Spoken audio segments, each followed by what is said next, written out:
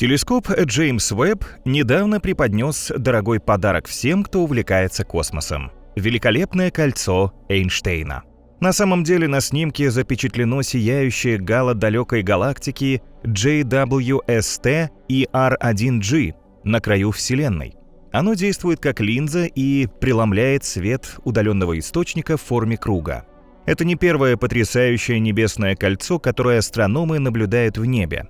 Однако в данном случае все оказалось особенным. Линза внутри объекта, то есть галактика JWST ER1G, массой почти в 6 раз превышает возможную.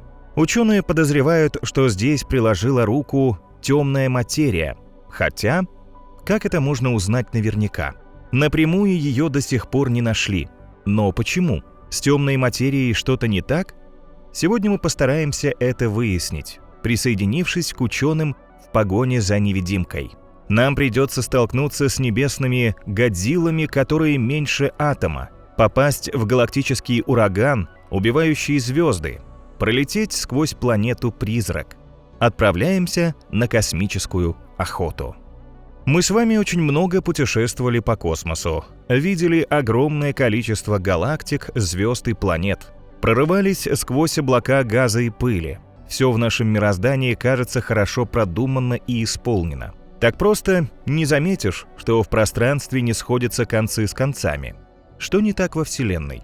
В самых больших космических масштабах наблюдается одна и та же история. Не хватает материи, чтобы объяснить гравитационные эффекты. Вещества должно быть примерно в 5 раз больше, чем мы видим. Собственной гравитации звезд и планет мало, чтобы удержать их вместе. Все небесные тела должны не просто вылетать из галактик, но и рассыпаться на мелкие части. Тем не менее, они живут себе спокойно миллиарды лет. Но космические чудеса здесь ни при чем. Если предположить, что частицы обычного вещества перемешаны с невидимым, все становится на свои места. Это темная материя, которая не излучает, не отражает, не поглощает свет и другие типы электромагнитного излучения. Рентгеновские лучи, радиоволны, ультрафиолет – она не взаимодействует ни с чем. Однако иногда кажется, что этот призрак просто мечтает попасть в поле зрения ученых. Астрономы столкнулись с этим, когда измеряли скорость вращения звезд Млечного Пути на разных расстояниях от его центра. Зная массу и радиус светил, подсчитать это легко. Но результаты шокировали ученых. Оказалось, что в плотно заселенном центре галактики и на относительно пустынных окраинах звезды движутся с одинаковой скоростью.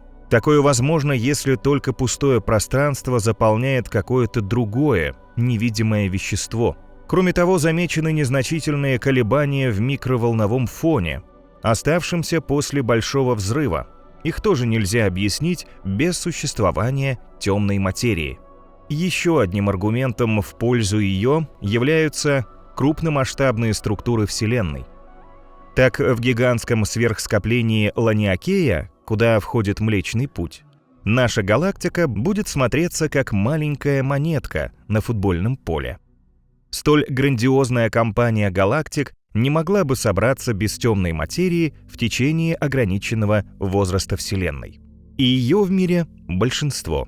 Она составляет примерно 80% всей материи во Вселенной, а обычной — 20%. То есть на долю всех звезд, планет, черных дыр остается очень мало материала. Все несметное количество темной материи предположительно появилось через несколько секунд после Большого взрыва. Эта субстанция сплела нити по всему пространству. Образовалась как бы паутина, которой силой гравитации стало притягиваться сформировавшееся позже видимое вещество. Темные частицы служили таким себе клеем для обычных, не давая им разлететься. То есть оба вида вещества могут перемешиваться. Притяжение темной материи создает эффект гравитационного линзирования, как и обычное вещество. Мы можем наблюдать во время космических путешествий, как эта сила искривляет световые лучи далеких объектов. Эффект позволяет измерить темную материю в галактиках и скоплениях, вызывающих искривление. Например, в скоплении Пуля, которое появилось после столкновения двух галактик, Астрономы уже проследили распределение обычной темной материи и даже на основе наблюдений и компьютерных моделей составили карту темной материи и мироздания. По ней видно, что эта невидимка, хотя и формирует волокна во всей Вселенной, разделена по космосу не так уж равномерно. В каких-то областях пространства нитей из невидимого вещества почти нет, а где-то они сбились в комки. Так, в странной галактике NGC 1052-DF2 из созвездия Кита темная материя практически отсутствует. А недавно астрономы из Университета Барселоны в Испании заявили о возможном открытии сразу 11 галактик, почти лишенных этой невидимки. Правда, далеко не все коллеги соглашаются с их расчетами. Галактика Стрекоза из скопления Волоса Вероники изучена лучше. Оказалось, что она прямая им противоположность своим светлым соседкам во Вселенной. В ней темной материи аж 99,9%. Земная Стрекоза может летать с крейсерской скоростью до 55 км в час. Зато космическую нельзя назвать активной. Исследователи из Йельского университета утверждают, что это практически мертвая галактика, в которой почти нет звезд. Неудивительно, что она излучает лишь 100-ю долю света Млечного Пути. Астрономы Кембриджского университета могут похвалиться еще более богатым уловом таких космических трупов. Они за много лет исследовали около 7000 галактик. Среди них попадались такие, в которых примерно в 400 раз больше темной материи, чем в обычных галактиках. Этот призрак, похоже, есть везде, и далеко ходить за ним нам не придется. По расчетам ученых, темные частицы пронизывают все наше пространство как ветер, только их не так уж много с точки зрения плотности, что чрезвычайно осложнит нашу охоту. Когда вы смотрите это видео, мимо каждую секунду пролетают миллиарды темных частиц, а взаимодействуют с атомами тела лишь единицы. И это больше хорошая новость. Если бы в теле человека обычные частицы почему-то превратились в темные, электромагнитная сила, которая связывает все атомы организма воедино, исчезла бы. Представьте, что такое приключилось сейчас с вашим соседом. Он тут же испарился бы на ваших глазах. По подсчетам ученых, в любой момент времени внутри нас находится около 10 в минус 22 степени килограмма темной материи. Конечно, такой мизер не причиняет никакого неудобства и вообще, можно сказать, никак не влияет на нашу жизнь. По крайней мере, мы этого не замечаем. А что будет при полете в космос? Как это на нас отразится? Если говорить коротко, то тоже никак. Темной материи в космосе много, но она крайне разрежена и слаба, чтобы влиять на звездолет своей гравитацией. Даже если мы попадаем в гало, такие себе огромные облака невидимого вещества вокруг галактик, то все равно ничего не случится. Наш звездолет, скорее всего, как ни в чем не бывало, минует эту область. Благополучно пролетев сквозь гало в какую-то галактику во время нашей охоты, мы наверняка захотим осмотреть наиболее интересные планеты. Что если на нашем пути попадется небесное тело из темной материи? И возможно ли это? До недавнего времени считалось, такие планеты существовать не могут, поскольку темная материя мало взаимодействует между собой и не может образовывать плотные сгустки. Но теперь ученые все чаще предлагают реальные варианты планет-призраков на основе моделирования. Команда физиков из университета Висконсин-Мэдисон считает, что подобные небесные тела могут представлять собой шары массой примерно с Нептун. Ученые выдвинули гипотезу, что после рождения Вселенной, еще до появления звезд и галактик, темная материя сбивалась в такие комки, формируя планеты. По мере распределения во Вселенной обычной материи, из которой сформировались звезды и галактики, все эти небесные тела оказались гравитационно связанными. Гипотетические планеты из темной материи на заре мироздания к тому же обзавелись слоем гелия, а затем поверх его – оболочкой из водорода. Оба элемента самыми первыми образовались в новорожденной Вселенной. Новая теория гласит, что большое количество гелия и водорода на планетах из темной материи способно привести к очень сильному ядерному синтезу. В результате планеты-призраки извергают вещество в космос, а иногда вся масса двух оболочек может взорваться. Катастрофа приведет к выбросу огромного количества энергии и излучения, что будет похоже на взрыв сверхновой. Сама планета в результате не пострадает, так как темной материи все равно, что творит обычная. Зато вполне вероятно, такие взрывы могут обнаружить планеты из темной материи.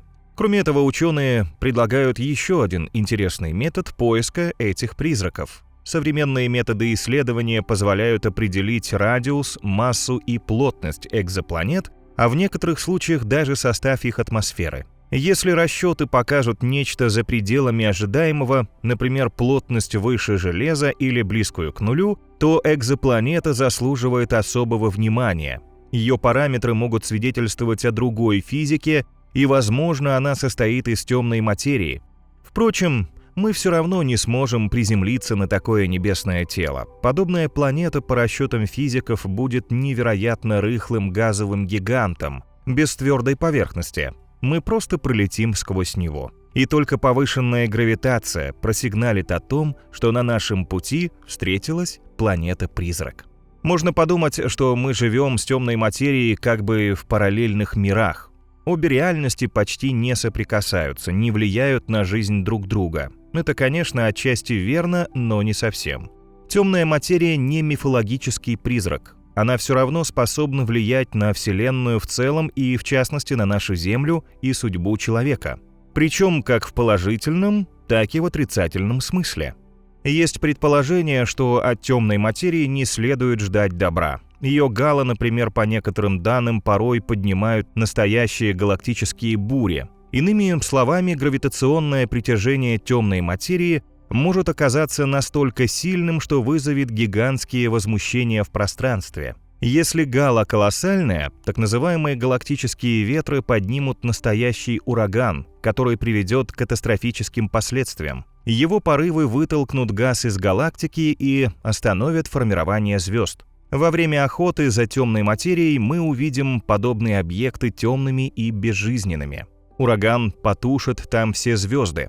Старые светила постепенно умрут, а зажечь новые галактики не хватит материала. Но это касается макрокосмоса, огромных структур, которые нам трудно представить. Что ж, посмотрим, к каким событиям может привести воздействие темной материи на более близкие и не такие грандиозные объекты. Какой из них нас интересует больше всего? Несомненно, Земля. И призрачная материя, по мнению команды ученых из Нью-Йоркского университета, когда-то натворила в нашем мире темных дел. А главное, все может повториться в будущем, причем не таком уж далеком. Эта история связана с массовыми вымираниями на Земле. Самое известное произошло 66 миллионов лет назад. Тогда огромный астероид ударил в мексиканский полуостров Юкатан, оставив кратер диаметром 160 километров. Считается, что столкновение вызвало массовое вымирание динозавров и многих других форм жизни. Есть доказательства грандиозных вымираний в другие периоды жизни Земли, предположительно вызванных ее столкновениями с астероидами. И тут прослеживается интересная закономерность. Подобные катастрофы происходили в прошлом с регулярностью раз в 30 миллионов лет. Почему вымирание живых существ и столкновения с небесными телами имеют свои циклы? Ответ может скрывать положение Солнечной системы в Млечном Пути, в котором есть регионы с разным количеством темной материи. Чтобы все лучше понять, следует представить нашу галактику как огромный диск. Солнечная система вращается по окружности диска каждые 250 миллионов лет. Во время движения по нему Земля проходит через среднюю плотность диска именно раз в 30 миллионов лет. Цикл вымираний и столкновений связан с периодами, когда Солнце и планеты погружаются в эту перенаселенную часть диска Млечного Пути. Обычно кометы вращаются вокруг Солнца на краю нашей звездной системы, очень далеко от Земли. Но когда мы проходим сквозь плотную область галактики, все меняется. Общее гравитационное притяжение окружающих звезд, межзвездных облаков и невидимой темной материи нарушает движение комет и астероидов. Некоторые из них меняют путь, чаще пересекая орбиту Земли. и могут столкнуться с нашей планетой. И это еще не все катаклизмы, которые с цикличностью в 30 миллионов лет угрожают Земле. В такие периоды происходят резкие всплески извержений вулканов, горообразования, инверсий магнитного поля, значительные изменения климата и уровня моря. В чем же тут дело? Когда Земля проходит через диск галактики, она с большой долей вероятности может столкнуться с густыми облаками темной материи.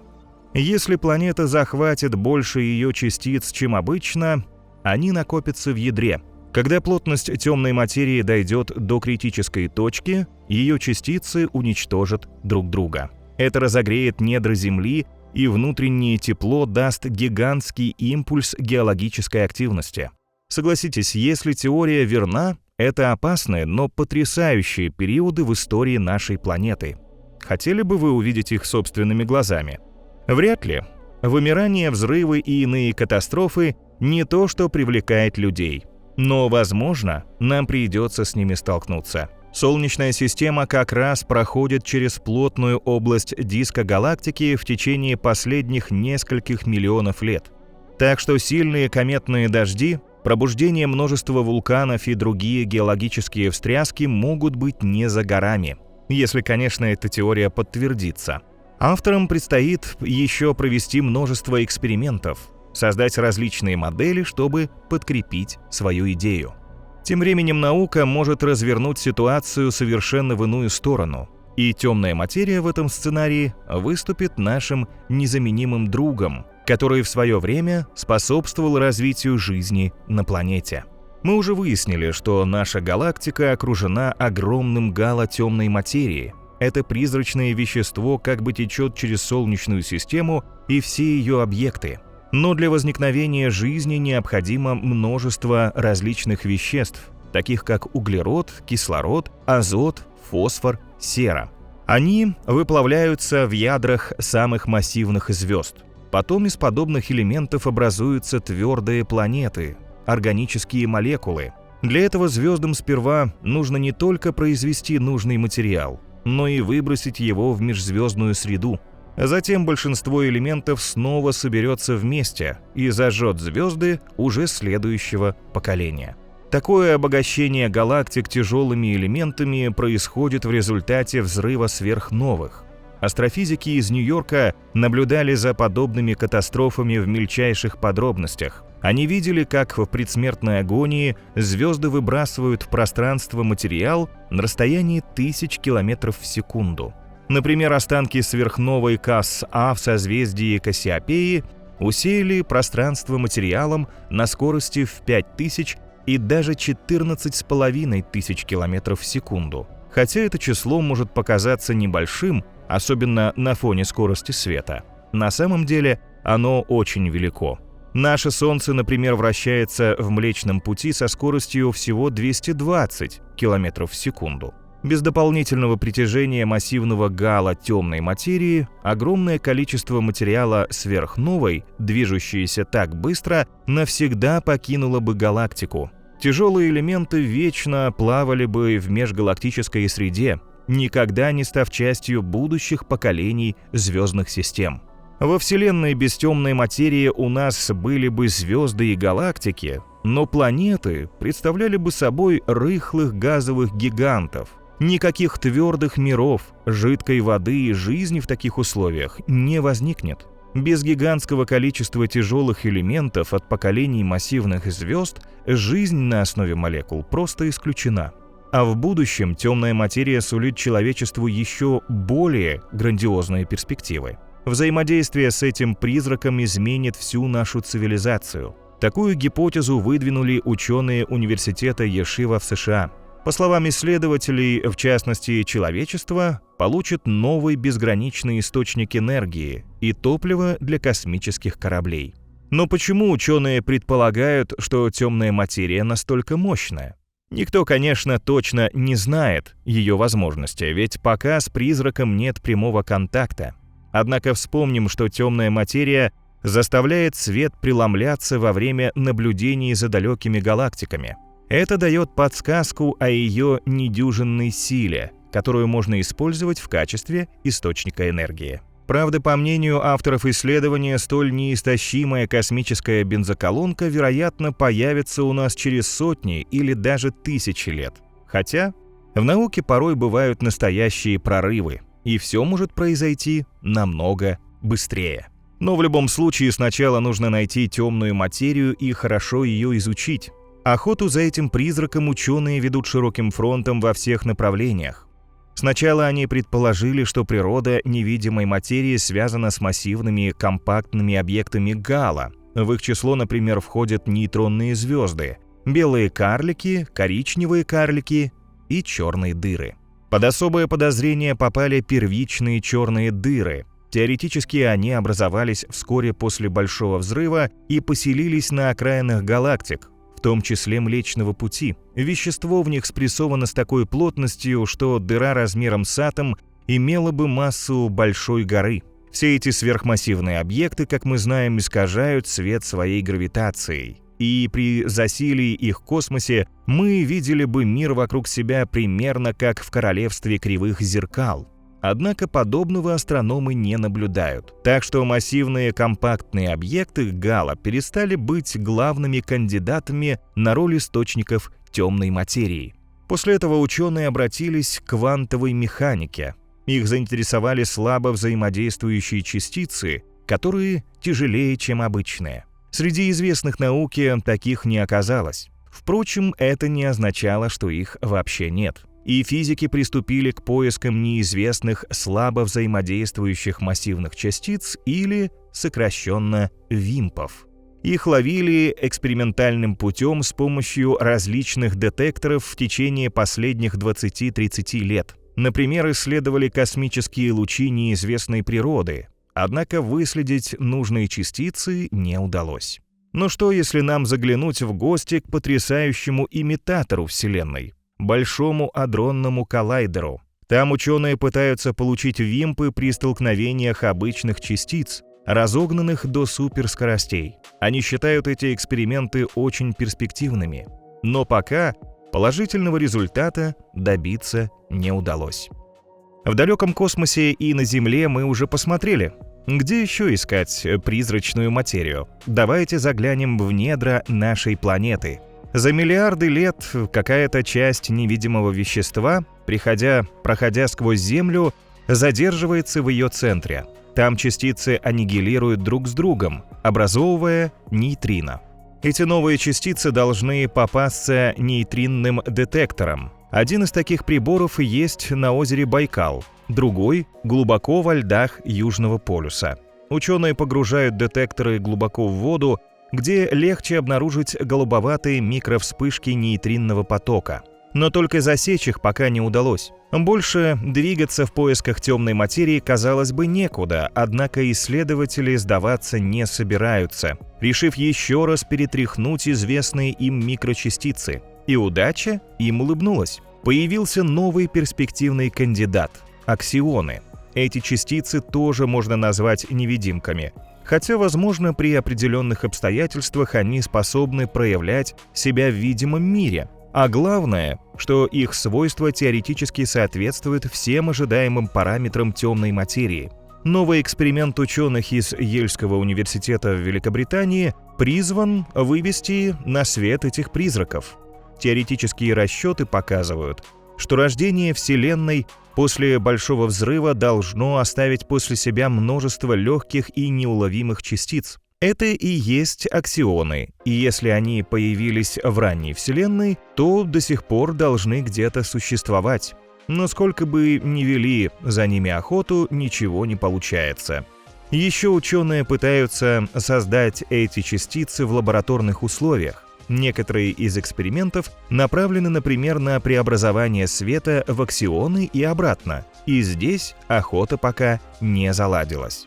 Тогда исследователи нацелились на гало темной материи, пронизывающей галактику и, соответственно, Землю. Они рассчитывают на помощь нового прибора, который называется галоскопом. Это капсула с проводящей средой внутри, погруженная в сильное магнитное поле. Если темная материя действительно состоит из аксионов, то таким способом можно перевести ее в обычное вещество. В результате внутри плоскости появится электромагнитный сигнал. Система работает как радиоприемник. Ее нужно правильно настроить, чтобы перехватить частоту, которая интересует исследователей. Однако на этом этапе эксперимента они столкнулись с существенными проблемами. Искать аксионы лучше всего на частотах в десятки гигагерц. А это означает, что капсула для экспериментов должна быть чрезвычайно маленькой, практически наноразмера, потому ее очень трудно изготовить. Лишь после долгих экспериментов выход был найден. Ставка сделана на метаматериалы. Это искусственное композитное вещество, способное так взаимодействовать с электромагнитными волнами, как не под силу природным материалам. Метаматериалы обладают электромагнитными свойствами, не присущими ни одному из составляющих их элементов. Полость, заполненная проводящими стержнями, получает характерную частоту, будто она стала в миллион раз меньше, при этом почти не изменив своего объема. Правда, чудесное вещество еще не производят. Сейчас ученые строят установку для его изготовления, которая предположительно начнет работать через несколько лет. Это интересные перспективы, однако неясно, удастся ли с их помощью отыскать темную материю. Ну, никак она не дается астрономам. Возможно, потому что научилась прятаться в совершенно неожиданных местах. И ученые продолжают поиск, пытаясь заглянуть не только в наиболее труднодоступные уголки Вселенной, но даже за ее пределы. На этом этапе мы вместе с исследователями отправимся на охоту по настолько безумным маршрутам, что трудно представить. Как вам экскурсия в другое измерение? По мнению исследователей Калифорнийского университета, темная материя просочилась к нам из него через трещины в пространстве времени. Наша наблюдаемая Вселенная, как мы знаем, имеет 3 измерения. Но ученые давно предполагают, что может существовать и 4-е, дополнительное измерение, по их мнению, способное объяснить, где темная материя так успешно скрывается от исследователей. Однако призрак проявляется и в нашем мире в виде гипотетических частиц, гравитонов, которые появились в первую секунду после Большого взрыва. Частица служит переносчиком гравитационного взаимодействия и не имеет электрического и других зарядов. На заре Вселенной в наше измерение проникло достаточное количество гравитонов, чтобы создать темную материю. По словам ученых, если гравитоны существуют, то они по массе не более чем в 2 раза превышают электроны. Но эти частицы будут слабо взаимодействовать с обычным веществом и только через гравитацию. То есть мы опять же натыкаемся на ту же стену, которая не дает нам обнаружить темную материю. Тогда, может быть, поискать ее еще более нетривиальным способом. Например, таким, как предлагает физик из Портсмутского университета Мелвин Вобсон. Он представляет темную материю как информацию, которая в свою очередь является еще одним состоянием вещества. Иными словами, информация может быть отдельным состоянием материи, наряду с твердым, жидким, газообразным и плазменным. Ученый надеется провести эксперимент, который может подтвердить его неожиданное предположение. Для этого нужно использовать столкновение частиц и античастиц, чтобы теоретически попытаться стереть информацию из Вселенной. Когда сталкиваются эти 2 противоположных вида частиц, они уничтожают друг друга. Но их информация должна куда-то уйти. Предположим, что она является физической и имеет массу, а ее элементарные частицы несут ДНК-информацию о себе. Тогда эту составляющую, возможно, удастся уловить и расшифровать. Ученый надеется, что сумеет это сделать. Хотя новая теория и является очень необычной, научный мир не отбрасывает ее совсем. По мнению коллег Вобсона, стоит дождаться начала эксперимента, который либо подтвердит гипотезу, либо опровергнет. Тем временем в погоне за темной материей профессор физики Кэтрин Фрис из Техасского университета и ее коллеги предположили, казалось бы, еще более невозможное. Вселенной пришлось повторно родиться, чтобы темная энергия появилась на свет. Какой видят историю мироздания авторы этой ошеломительной идеи? Они предполагают, что большим взрывом все не закончилось. Менее чем через месяц после этого произошел второй, темный большой взрыв. Почему его назвали темным? Ученые считают, что это событие могло сформировать несколько уникальных видов темной материи. Среди них, например, были даркзиллы. Так, с отсылкой к легендарному герою комиксов, гигантскому монстру Годзилле, космологи назвали частицы огромных размеров. Даркзиллы должны массой в 10 триллионов раз превышать протоны. Однако, если темный большой взрыв происходил постепенно, а не внезапно, темный большой взрыв породил бы более легкие частицы. Их исследователи сравнивают с темными каннибалами, которые поглощали бы друг друга при каждом столкновении. Космологи сейчас измеряют степень возмущения в сигналах от сильно намагниченных нейтронных звезд, пульсаров. Таким образом, они надеются получить более широкое представление о первых днях Вселенной. Тогда, может, удастся точнее определить происхождение гравитационных волн, пульсаций пространства-времени. Изучение подобных возмущений, возникающих на гравитационном волновом фоне Вселенной, может пролить свет на теорию темного большого взрыва. И, наконец, самое экзотическое объяснение предложили астрофизики из Института Флитерона в Нью-Йорке. Они свели с ума научное сообщество заявлением, что пришельцы из другого мира наконец найдены. Причем это не выходцы с чужих планет или спутников. Берем круче, из другой вселенной. И не думайте о гуманоидах или умных ящерах. Речь идет о темной материи, за которой мы попробуем сейчас поохотиться вместе с учеными из Нью-Йорка. Они приглашают нас побывать очень далеко, во вселенной, зеркальной нашей. Именно там, по версии астрофизиков, скрывается темная материя, и потому ее никто не может найти. Но тут возникает другой вопрос. Как нам найти путь в другое мироздание? Ученые дают подсказку. Зеркальная вселенная, где атомы так и не смогли образоваться, спрятана внутри нашей собственной. Идея на первый взгляд действительно кажется безумной, но авторы приводят в ее пользу несколько интригующих совпадений. Нейтроны и протоны имеют почти одинаковую массу, что позволяет им образовывать устойчивые атомы. Это случайное, но стабильное свойство квантового мира. Оно может указывать на существование параллельной вселенной, подобной нашей, в которой нейтроны и протоны не имеют такой удобной симметрии по массе. В том странном мире существует суп из субатомных частиц, слабо взаимодействующих между собой. Это объясняет, почему темная материя хоть и может собираться в рыхлые облака, гало, но, скорее всего, не образует плотные сгустки. Дальше дополнительных измерений и других вселенных двигаться уже некуда, но и там ученые пока ничего не нашли. Неудивительно, что в научных кругах все чаще возникает мысль о несостоятельности теории темной материи. Такого вещества просто нет в природе, потому и найти его невозможно. Это ясный и логичный вывод. Но он порождает еще больше новых вопросов. И главный из них, конечно, касается гравитации.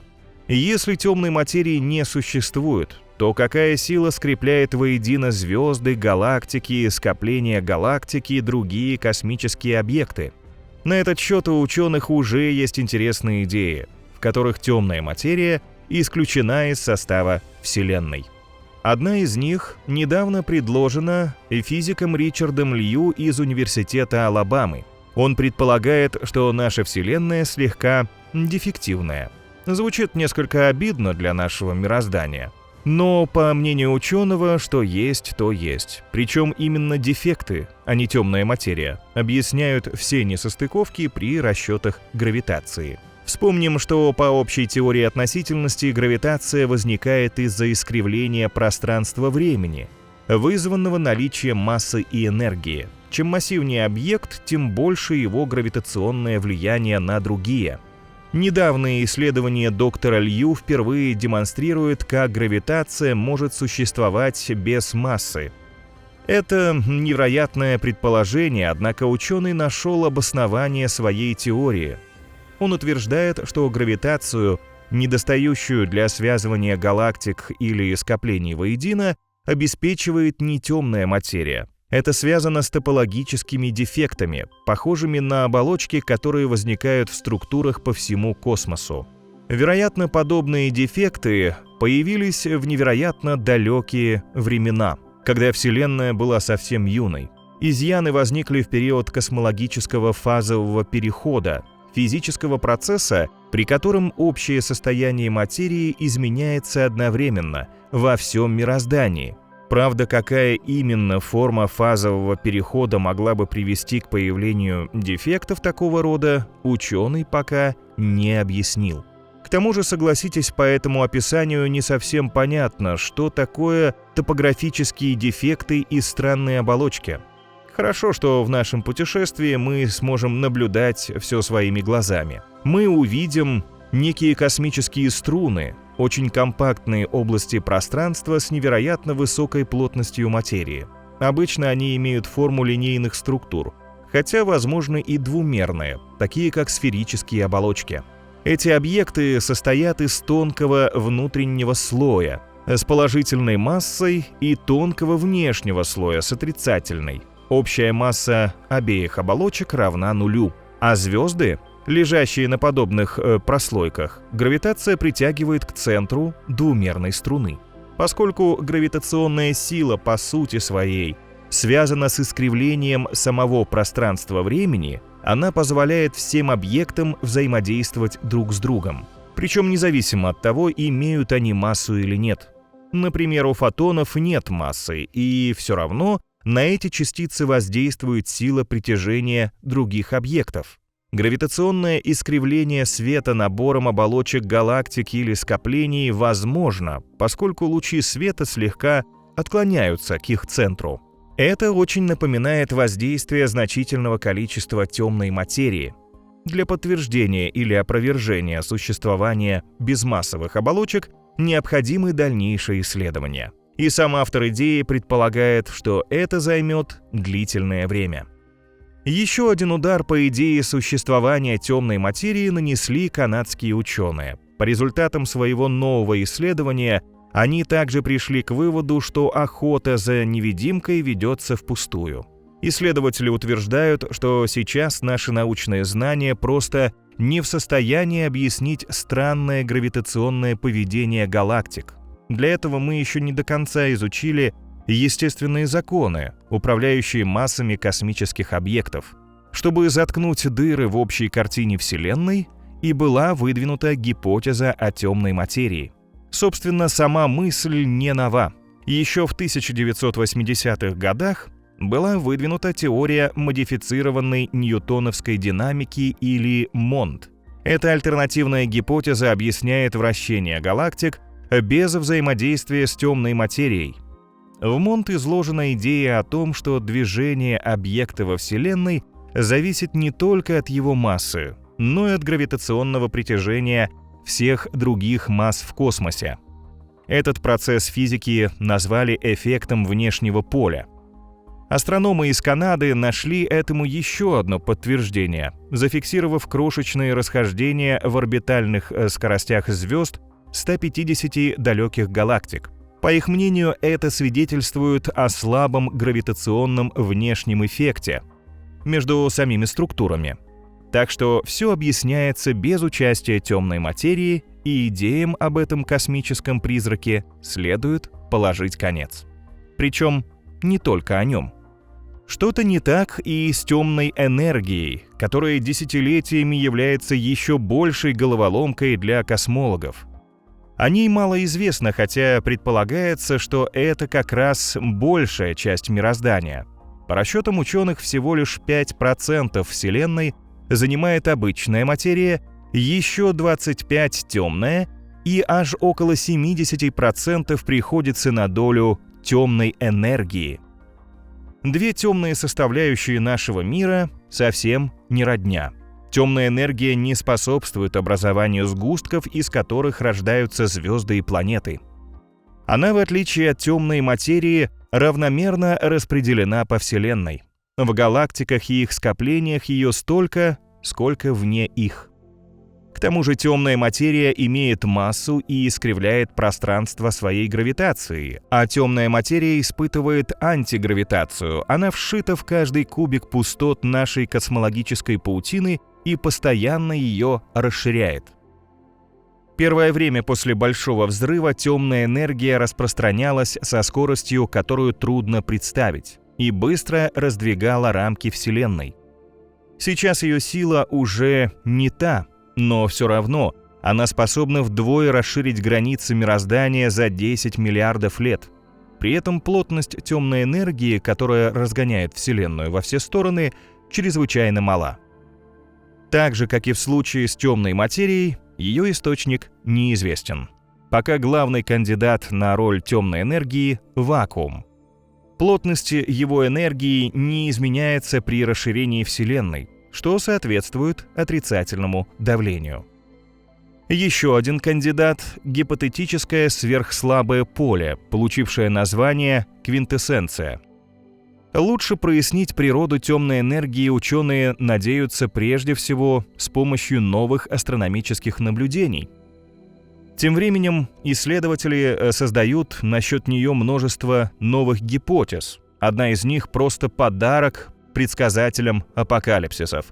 Ее авторами являются астрофизики из Свинбернского университета технологий Австралии и Портсмутского университета Великобритании. Они считают, что темная энергия может растащить наш мир буквально на куски. По мнению авторов идеи, со временем она наберет мощь и станет превосходить все остальные силы во Вселенной. В результате будут разорваны гравитационно связанные структуры, разрушены электростатические и внутриядерные связи. Произойдет распад микрочастиц, и мир будет полностью уничтожен. А может, некая космическая катастрофа приведет к критически сильным колебаниям темной энергии. Тогда Вселенная схлопнется в одну точку. Правда, в любом случае темная энергия устроит нам конец света не скоро. По расчетам ученых, это может случиться, когда возраст Вселенной в 1000 раз превысит нынешний. Предположений насчет темной энергии вообще высказывается много, только охота за ней, так же, как и в случае с темной материей, ничего не дала. Вроде бы влияние темных сил на Вселенную просчитывается и здесь, и там, но их нельзя увидеть напрямую или нащупать в космосе каким-то другим путем. И мы знаем, что насчет темной материи уже есть сомнения, ведь избыточную гравитацию можно объяснить в обход нее. То же самое с темной энергией. Недавно профессор физики Канадского университета Оттавы Раджендра Гупта построил модель Вселенной, полностью отказавшись от этих двух темных сущностей. Ученый недавно уже всколыхнул научный мир заявлением, что Вселенная вдвое старше, чем мы думали. Именно возраст мироздания в 26,7 миллиарда лет позволил автору идеи отказаться от темных материи и энергии. В пользу вещества-невидимки, как мы знаем, свидетельствует именно недостаточный возраст Вселенной, который принято оценивать в 13,8 миллиарда лет. Этого мало, чтобы сформировались такие масштабные структуры, как сверхскопление галактик или галактические стены. Если возраст мироздания в 2 раза больше, то проблема отпадает, и темная материя или энергия для этого не нужна. Сейчас также принято считать, что обе невидимки вызывают красное смещение космических объектов. По нему ученые исследуют далекие звезды и галактики, вычисляют их возраст. Иными словами, расширение космоса как пружина растягивает свет до самого крайнего, красного участка спектра. Согласно теории канадского физика, красное смещение вызвано совсем не влиянием темной материи и темной энергии. Оно наблюдается из-за ослабления всех известных сил природы по мере расширения Вселенной. Их можно сравнить с неким марафонцем, истощенным долгим путешествием через бескрайний космос. Ученый утверждает, что его выводы согласуются с различными астрономическими наблюдениями, включая распределение галактики и эволюцию света в ранней Вселенной. Однако в научном мире мало подтверждают эту теорию, которая ломает принятую модель космологии. Пока она недостаточно обоснована, и автор гипотезы намерен заняться поиском весомых аргументов в ее пользу. Есть и другие картины мира, лишенного темной энергии. Одна из них опять забросит нас в многомерное пространство. Модель Вселенной с большим количеством измерений может объяснить расширение космоса без участия неуловимой темной энергии. Мы знаем, что у нее отрицательное давление, и она не становится менее мощной по мере расширения Вселенной. Это вызывает недоумение у многих физиков, которые пытаются как-то все объяснить. Ученый из Индийского технологического института Наман Кумар предположил, что Вселенная существует в паре с антивселенной, которая движется назад во времени. В этом случае становится понятным ускоренное расширение космоса без темной энергии. В новой работе физик представил модель мироздания в виде трехмерной браны, которая находится внутри более многомерного объема пространства. Брана в теории струн — гипотетический объект по размеру меньше, чем пространство, в котором он находится. Представляете Вселенную в виде двухмерного листа внутри трехмерного объекта. Это то, чем является наш мир в форме браны, расположенной в пространстве с большим количеством измерений.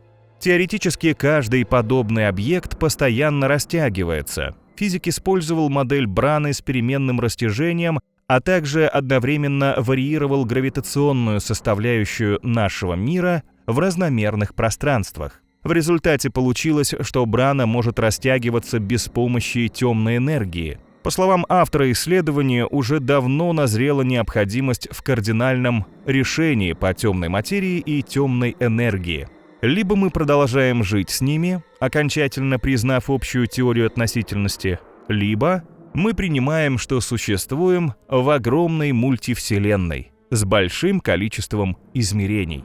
Сейчас в научном мире все-таки преобладает мнение, что Вселенная выбирает простоту и симметрию. А модифицированные теории гравитации не соответствуют этим критериям, но пока нет ключевых доказательств существования темной материи. Возможно, все. Ее темная история может повернуться как угодно. Даже таким удивительным образом, как считает астрофизик Адам Франк из Рочестерского университета.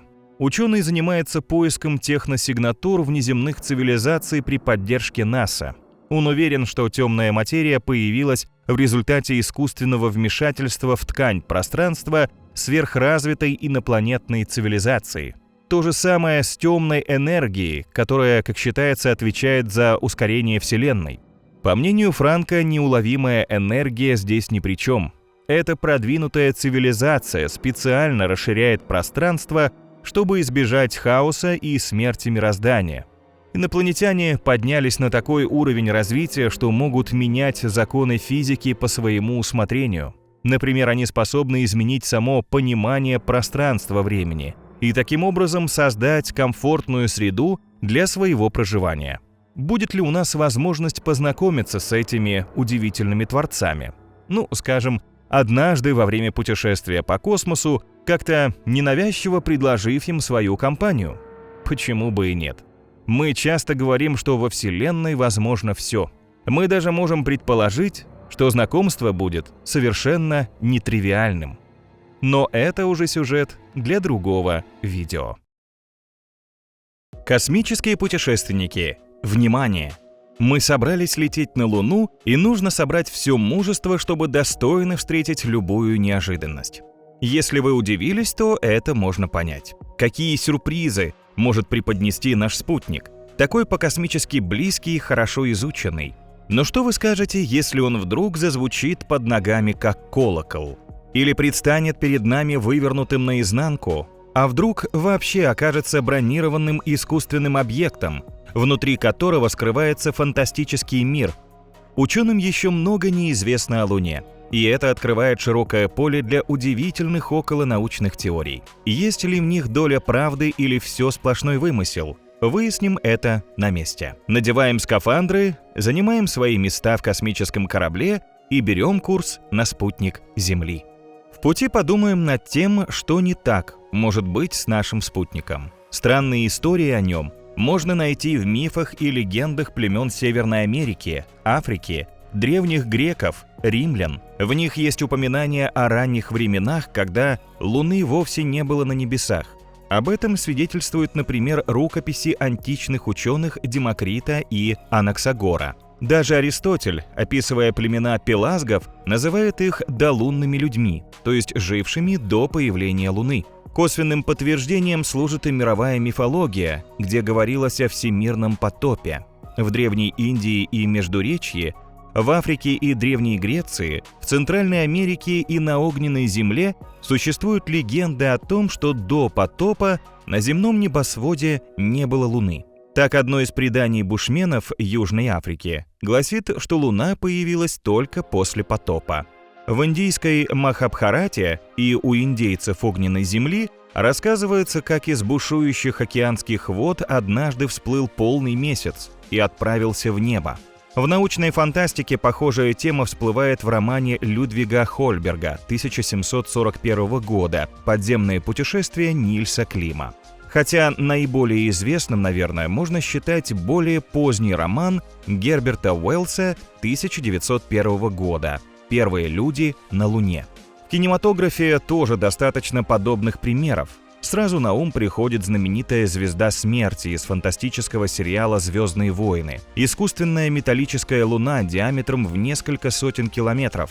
Что касается непосредственно нашей Луны, то, например, в аниме-сериале «Гуррен Лаганн» спутник показан как искусственная система, созданная существами из другого измерения для уничтожения человечества. В фильме «Падение Луны» все представлено более оптимистично. Спутник Земли предстает как космический корабль. Его сделали технически развитые предки людей, которые позже были истреблены искусственным интеллектом. Но это все мифы и художественные произведения. Они, конечно, заставляют задуматься о том, насколько в реальности возможен подобный сюжет. Однако лишь когда ученые подключились к этой невероятной затее, все получило более серьезный поворот. Теорию о полых Земле и Луне выдвинул исследователь Эдмунд Галлей еще в 1692 году. Он предполагал, что внутри нашей планеты, а также ее спутника, скрыта обширная пустота. В научном мире нашлись и другие сторонники версии, что Луна на самом деле является искусственным объектом. Какие доводы они приводят? Прямо скажем, подтверждение этой невероятной картины ее сторонники нашли немало. Чтобы лучше в них разобраться, стоит еще на Земле внимательнее присмотреться к Луне. Даже ее световая палитра удивительна. Белая, желтая, оранжевая, красная и даже голубая. Если вы все это уже наблюдали, то спутнику Земли есть чем еще вас удивить. Попробуйте поймать лунное затмение. Колебание видимого размера Луны, как выяснили ученые, составляет около 1 минуты в зависимости от перемены расстояния до Земли. Но на глаз это совсем незаметно. Луна закрывает Солнце один в один, подобно крышке кастрюли. Только прекрасная солнечная корона во время затмения ярким кольцом освещает небо вокруг темного круга Луны.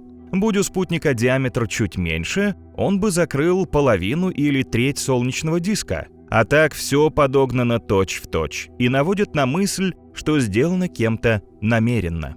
Кроме того, Луна для таких затмений должна находиться на точно рассчитанном расстоянии от Земли.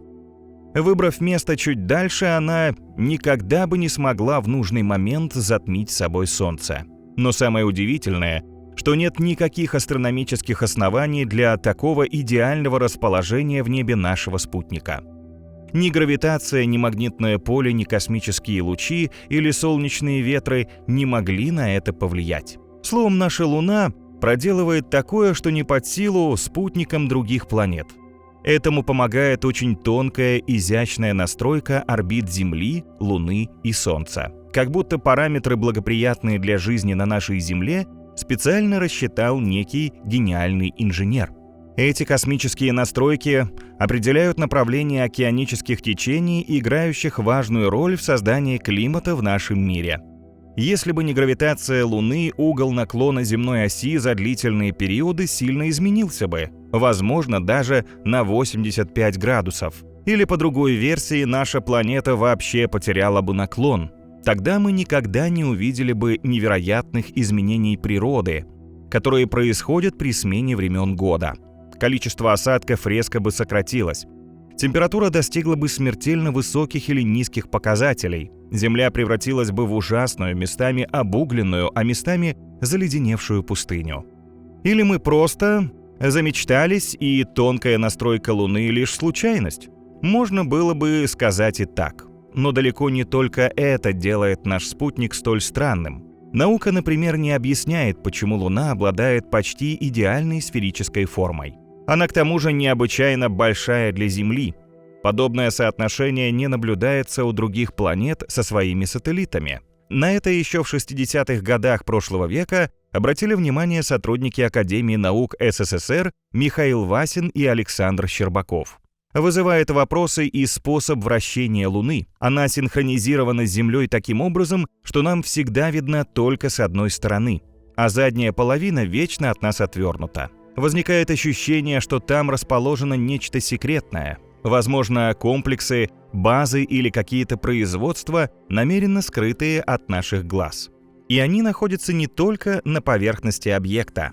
Иначе как объяснить удивительное свойство Луны? При ударе звенеть как гигантский колокол. Это не из области мистических предположений. Звон Луны вызвал вполне научный эксперимент. В период с 1969 по 1977 год сейсмометры, установленные на спутнике миссии «Аполлон», регистрировали лунотрясения. Во время некоторых из этих событий, особенно поверхностных, Луна описывалась звенящей как колокол. Во время самого известного эксперимента Аполлон-12 намеренно разбил взлетную ступень своего лунного модуля о поверхность спутника. Удар был эквивалентен взрыву тонны тротила, и опять уже в НАСА сообщили о звоне Луны. В отчете космического агентства сравнили лунотрясение с колебаниями камертона, своего рода акустического резонатора. Причем все они длились поразительно долго. Сотрясение Луны — это вообще нечто особенное. На Земле колебания обычно длятся всего около 30 секунд. Это во многом связано с большим количеством воды. Она ослабляет камень, расширяя структуру различных минералов. Когда энергия распространяется в подобной среде, то вода действует как гигантская губка и поглощает вибрации. Между тем, все лунотрясения длились более 10 минут, и даже намного дольше. Так, после сброса ступени кораблем «Аполлон-12» волна достигла пика почти через 8 минут после удара, а полностью затихла она примерно через час. Ну как тут не подумать о том, что Луна, как и колокол, пустая внутри? На это указывает не только звон лунотрясений. Подсказку дали и многочисленные лунные кратеры. Отметины в разные времена оставили астероиды, которые в нее врезались. И вот удивительное дело. Эти ямы от ударов нарушают все известные правила. Большинство кратеров на Луне, вне зависимости от их диаметра, оказались примерно одинаковой глубины. Правда, среди них встречаются и настоящие пропасти. Однако в соотношении с шириной они все равно не дотягивают по расстоянию до дна. Понятно, что так быть не должно. Все знают, что маленькая бомба оставляет небольшую воронку, и чем крупнее ударник, тем больше и глубже диаметр ямы. Метеорит — это тоже своего рода супербомба. Когда он с огромной скоростью врезается в какое-то небесное тело, происходит мощный взрыв. При этом диаметр и глубина воронки должны соответствовать размеру ударного объекта. На Луне наряду с массой маленьких обнаружены огромные кратеры диаметром до 120 километров. Да, их можно назвать бездонными, глубиной 3-4 километра. Взглянув вниз, мы не увидим их конца. Но некоторые пропасти ученые считают, наоборот, слишком мелкими. Подобные катастрофы, по их расчетам, должны пробить поверхность не менее чем на 50 километров, а тут, как будто в каком-то месте астероид натолкнулся на мощную броню и не смог сквозь нее пройти. Этому покрытию конспирологи даже дали название «темная броня». По их словам, все смахивает на то, что Луна полая под жестким каркасом. И есть мнение, что он является сложной технологической конструкцией, изготовленной из титана. Иначе темная броня давно бы разрушилась от сокрушительных ударов астероидов. Спутник оказался бы значительно сильнее изуродован огромным количеством чрезвычайно глубоких ям. А так Луна держит удары, причем при необычайной низкой плотности. Астрономы уже точно выяснили, что средний показатель составляет 3,3 грамма на сантиметр в квадрате. Сравните с Землей, плотность нашей планеты чуть ли не в 2 раза больше и достигает 5,5 граммов на квадратный сантиметр. Грунт. А в этом всем есть, по крайней мере, своя логика. Однако при чем здесь Титан? Почему именно из него, по предположению авторов идеи о полой Луне, кем-то сооружен ее каркас? Наверное, дело в том, что на ее поверхности найдено много титана и других очень твердых элементов. Подходящий материал для непробиваемого каркаса грандиозного сооружения. Да, но как же быть с реголитом, которым покрыта поверхность Луны? Ученые давно выяснили, что это очень хрупкий материал. Сторонники теории полой Луны быстро нашли объяснение и этому. Реголит, по их мнению, представляет собой космическую пыль, осевшую на поверхности спутника за все время его существования. И толстый слой такого покрова успел полностью покрыть титановый каркас. Когда ученые изучили образцы, собранные миссией Аполлон, то ахнули. Грунт Луны оказался намагниченным. Казалось бы, ничего удивительного в этом нет, только вот незадача. У нашего сателлита практически нет собственного магнитного поля. Но самое удивительное, что сверху большая часть грунта моложе, чем внутри, как будто кто-то вывернул наш спутник наизнанку. По мнению сторонников гипотезы искусственной Луны, это очко в их пользу. Они считают, что создатели Луны перемешали грунт при проведении каких-то работ. Если все это искусственное, то следующий ваш вопрос нетрудно предугадать. Кто мог создать подобное супергигантское и мегасложное сооружение? А главное, зачем? Луна была возведена на небосклоне технологически продвинутыми предками человечества? Тогда представители более ранних цивилизаций, например, могли поднять в небо спутник для освещения ночного неба. Хотя, согласно расчетам ученых, приблизительный возраст Луны не менее 4,5 миллиардов лет. В это время наша цивилизация еще не начала зарождаться. Кроме того, на Земле в это время вообще не было условий для жизни. Впрочем, некоторые исследователи с этой версией не согласны. Они считают, что вполне возможно, 4,5 миллиарда лет назад на нашей планете произошла страшная катастрофа, а до нее на планете не просто была жизнь. Земля в те времена представляется им цветущим садом, только населяла ее другая, неизвестная нам суперцивилизация. И вполне возможно, ее представители активно осваивали космос, летали к дальним планетам. Если это верно, то искусственный спутник мог служить не только для ночного освещения, но и в качестве перевалочной, а также испытательной базы для космической техники. Президент Российского фонда темпоральных исследований, анализа и прогноза Павел Свиридов уверен, что, скорее всего, на нашем спутнике расположена по крайней мере одна подобная база. Она, кроме всего прочего, является очень удобной точкой наблюдения за развитием человеческой цивилизации. И следить за нами с Луны могут не только потомки древней земной цивилизации. Есть не менее фантастическая версия, что Луна — это управляемая база инопланетян. Авторы идеи ссылаются на более ранние предположения астрофизика Иосифа Шкловского. Ученый считал, что марсианская луна Фобос представляет собой искусственный спутник, полый внутри. С тех пор доказано, что это не так. Однако в отношении Луны конспирологи не оставили подобную мысль. По их мнению, она является не нашим естественным спутником, а космической станцией внеземных существ. Их поселения или, по меньшей мере, наблюдательные системы спрятаны внутри спутника. Что ж, попытаемся развить эту мысль. Если представители некой цивилизации живут внутри Луны, им понадобится развернуть там искусственную атмосферу. Тогда, согласитесь, инопланетяне наверняка создали внутри спутника развитую инфраструктуру, и это должно быть заметно наверху. Вот один пример. Чтобы избавиться от избыточного или отработанного газа, требуются вентиляционные устройства. Во время выбросов вид лунной поверхности будет искажаться. Вспомните марево над раскаленным в летний день асфальтом или дрожащий воздух над пылающим костром. Что-то в этом духе должно наблюдаться и на нашем спутнике. И сторонники идеи о Луне и искусственной космической базе ухитрились такие доказательства не просто найти. Они утверждают, что существуют тысячи таких свидетельств. Что же это за странные артефакты? Ничего необычного или сверхъестественного.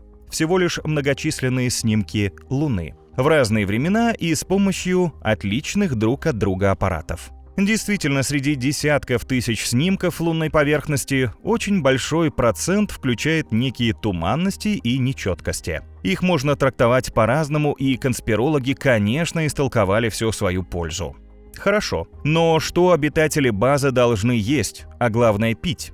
На один из вопросов, как считают сторонники идеи Луны космической базы, уже найден ответ. Все началось в 2009 году. Зонд Элькросс, оснащенный суперсовременным оборудованием, на борту ракеты «Центавр» отправился изучать Луну. 500-тонный космический аппарат после высадки зонда врезался в самый центр кратера Кабеус. Мощнейший взрыв поднял глубинные минералы из недр Луны. После этого Элькросс произвел замеры уровня радиации в шлейфе из кусков породы и пыли, поднятым ударом. Зонд взял нужные пробы и даже провел мгновенный химический анализ образцов. Полученные результаты аппарат отправил на Землю. Изучив их, ученые были шокированы. Из отчета следует, что недра Луны в огромных количествах скрывают ртуть, серебро, водород, но самое главное, там есть вода. Она в замороженном состоянии присутствует во всех пробах лунной пыли, поднятой из глубины кратера Кабеус. Специалисты НАСА подсчитали, что воды в недрах Луны вполне достаточно, чтобы жить на спутнике автономно. По расчетам профессора университета Браун Альберта Саала, растопив лед в кратере Кабеус, можно наполнить водоемы, равные великим озерам Северной Америки. Еще и останется. Словом, чего-чего, а воды инопланетянам внутри Луны хватит. Ее можно не только пить, но и при помощи специального оборудования легко превратить в пар, получив таким образом энергию. И еще вода дает чудесный бонус – возможность создавать кислород. Михаил Васин и Александр Щербаков в целом с этой идеей согласны, но видят ситуацию несколько иначе. Луна не просто база, а настоящий космический корабль инопланетян. Он по какой-то причине прибыл из глубин Вселенной в Солнечную систему миллиарды лет назад и бросил якорь поблизости от нашей планеты. Неизвестные существа, которые к нам прилетели, по технологическому развитию, конечно, значительно превосходят человечество. Однако они построили свой звездолет, который называют Луной по понятным нам причинам. Он состоит из внутренней оболочки, похожей на корпус, и внешней, сделанной из металлического каменистого шлака. Толщина металлических стенок звездолета достигает нескольких десятков километров. Сверху они покрыты специальным теплозащитным слоем, а ложе лунных морей – это защита, установленная против столкновения с массивными метеоритами. Все материалы практически вечные, если учитывать гипотетический возраст корабля. Авторы идеи считают, что ему 40 миллиардов лет, то есть оно гораздо старше нашей Вселенной. Строители Луны, по этой версии, могли быть еще и создателями всего мироздания, фактически богами. Может быть, эти удивительные пришельцы до сих пор покоятся во внутренней полости Луны. Но не исключено, что они живы-здоровы и даже время от времени вмешиваются в дела нашей цивилизации. В 1975 году исследователь Дон Уилсон опубликовал работу «Наш таинственный космический корабль Луна», в которой он собрал факты, по его мнению, подтверждающие эту гипотезу. Вот один из них. Американские астрономы обнаружили на Луне новые геологические разломы. Другими словами, ее поверхность как бы движется. Самое удивительное в этой истории то, что перемещаются только отдельные литосферные плиты. Они сначала будто отодвигаются, а потом возвращаются на прежнее место с точностью до миллиметра. Складывается ощущение, что движущиеся пластины — это сложные автоматические шлюзы огромного космического корабля. Но давайте рассмотрим несколько иной аспект гипотезы. Если Луна — творение высоко развитой цивилизации, то насколько удачен ее проект? Эксперты заявляют, что чисто с инженерной точки зрения наш спутник был бы ужасным космическим кораблем. Почему к такому выводу пришли специалисты? Прежде всего, масса Луны слишком велика. Для ее ускорения потребовалось бы огромное количество энергии, которую наверняка можно использовать с большей пользой. Гораздо более эффективен был бы меньший космический корабль. Вот стратегия, которой практически нет альтернативы. Если человечество выживет, то технологии продолжат совершенствоваться. Мы наверняка сможем довести окружающую среду практически до совершенства. Каждая секунда жизни людей должна быть комфортной, здоровой и радостной, верно? Иначе зачем беспокоиться? Чего бы почти точно не сделали наши потомки, так это не построили звездолет размером с Луну. На первый взгляд, возразить нечего, но сторонники идеи космического корабля и тут сумели парировать. Исследователь аномальных явлений Юрий Сенькин считает, что добрые представители какой-то развитой цивилизации, скорее всего, построили не просто космический корабль. Это настоящий ковчег, который призван спасти человечество, если с ним случится беда. Все в их законспирированном на миллиарды лет звездолете обустроено так, чтобы эвакуировать в случае катастрофы живых существ с Земли. А вот еще один гораздо менее привлекательный вариант. На корабле расположена огромная лаборатория, в которой продвинутые инопланетяне зачем-то тщательно изучают Землю, ее космическое окружение и всех живых существ, включая нас с вами. Будем внимательны во время нашей экспедиции. Вдруг из-под реголита за нами подсматривает глаз какого-то экзотического перископа, или специальные приборы сканируют каждую клеточку нашего тела. Конечно, все эти доводы можно рассматривать только в одном случае. Если даже Луна – космическая база или корабль, ее обитатели не могут так долго оставаться для нас полными невидимками.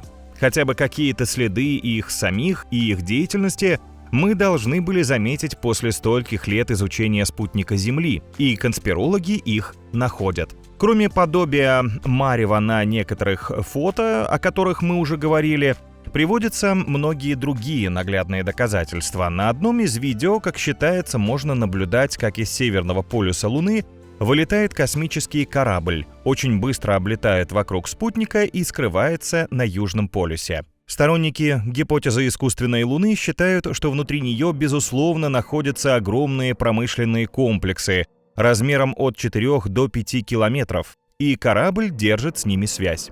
Поверхностные комплексы энтузиасты тоже находят на снимках, сделанными космическими аппаратами. Плюс они якобы наблюдают систему тоннелей, которая пронизывает поверхность Луны. На фотографиях лунной поверхности, к тому же, конспирологи видят странные архитектурные ансамбли, похожие на остатки городов. Некоторые эксперты считают, что эти селения не могли образоваться естественным путем. Ни удары комет, ни лунные ветры, ни даже гигантский астероид не способны создать такие сложные рисунки. Ученый Карл Вольф доказывает, что некоторые лунные постройки далеко не руины инопланетной или древней земной цивилизации. Они явно функционируют, хотя и скрыты под светоотражающим покрытием. Эти строения чрезвычайно разнообразные. Одни напоминают водоохладительные башни, очень высокие, прямые, с плоской крышей, вторые, наоборот, низкие, с круглой крышей. Третий исследователь считает похожими на купола, а четвертые — на парники. Вот один из примеров подобных снимков. Во время миссии «Аполлон» лунный орбитальный аппарат сделал несколько фотографий окрестностей кратера Архимеда.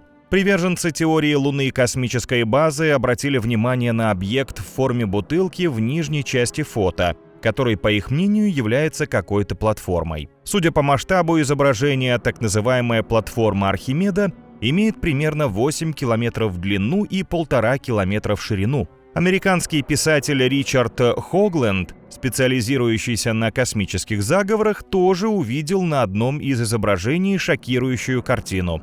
Он утверждает, что на этом снимке запечатлен шпиль высотой более километра, который поднимается прямиком с лунной поверхности. Фото сделано аппаратом Lunar Orbiter в феврале 1967 года. Оригинал показывает на переднем плане кратер Брюс, а на заднем — центральный залив. И нет ничего похожего на шпиль. Судя по всему, эту фотографию Хогленд обработал, чтобы получить снимок своего якобы артефакта, который назвал осколком. Эксперты считают это манипуляцией с сочетанием настройки контраста, сглаживания, а также других параметров. Эти изменения и превратили в размытую загадочную башню крошечное пятнышко света у горизонта Луны, возможно, сияние далекой звезды.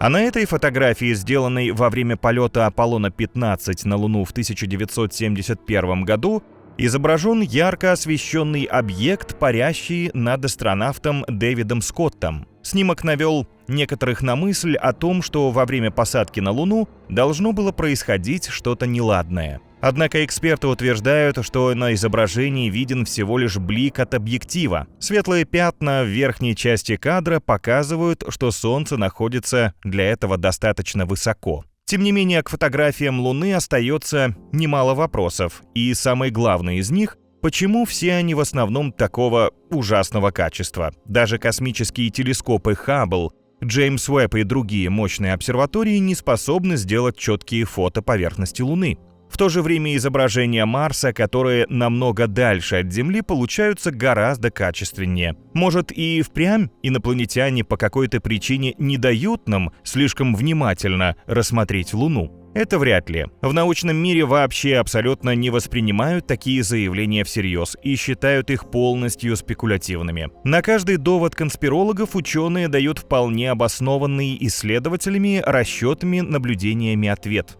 И он на 100% отрицательный.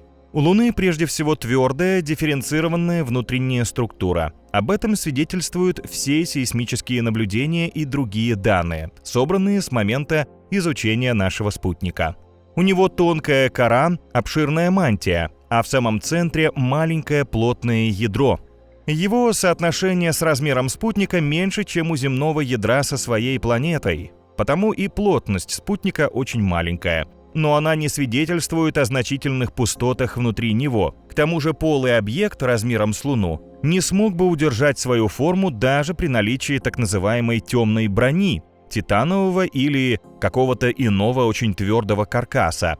Собственные гравитационные силы просто разрушили бы такое небесное тело. Хорошо, это все о внутренних странностях Луны. А что с ее странными космическими характеристиками? Возьмем прекрасную, как бы специально созданную почти круговую орбиту Луны. Сейчас астрономы уже выяснили, что она не уникальна. Многие крупные и внутренние спутники Солнечной системы движутся почти по кругу из-за влияния сильных гравитационных полей своих планет. Примерами являются прежде всего крупные спутники Юпитера, Сатурна, Урана, Нептуна. Даже небольшие Фобос и Деймос Марса относятся к их числу. Уникальные лунные затмения тоже объясняются с научной точки зрения. В 1965 году писатель Айзек Азимов заметил, что полное затмение делает таким замечательным чисто астрономическая случайность. Луна находится близко к Земле и достаточно велика, чтобы полностью закрыть от планеты далекое, хотя и огромное Солнце.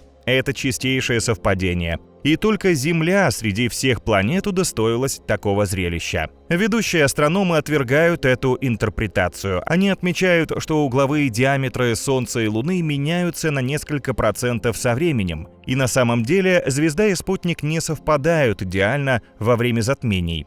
И это не уникальный случай. Луна Сатурна, Прометей имеет примерно такой же угловой диаметр, как и Солнце, если смотреть с Сатурна. Звон нашего спутника как колокола тоже объяснить довольно легко. Выяснилось, что эта чрезвычайно впечатляющая история совершенно не соответствует действительности. Луна не издает в полном смысле слова звуки колокола, а значит, не полая внутри. Просто сторонники теории заговора интерпретировали образное сравнение ученых с колоколом, подав дрожание Луны как реальный звон. На самом деле наш спутник никогда не бьет в набат, но его действительно сотрясает не так, как Землю. Эксперименты по сейсмологии показали, что лунотрясения в основном неглубокие. Они действуют иначе, чем земные, из-за различий в текстуре, типе и плотности слоев обоих небесных тел. А главное, как мы упоминали, на нашем спутнике меньше воды, чем на Земле. Именно по этой причине сотрясения Луны длятся намного дольше земных. Но нет никаких свидетельств наличия большого пустого пространства внутри нее. Да, но почему Луна как бы вывернута наизнанку? Здесь тоже нет никакой мистики. Внешние слои небесного тела, такие как лунная кора, сформировались раньше внутренних, поскольку объект остывал от внешнего края к центру. Также здесь приложил руку ранний мощный вулканизм на ближней стороне спутника.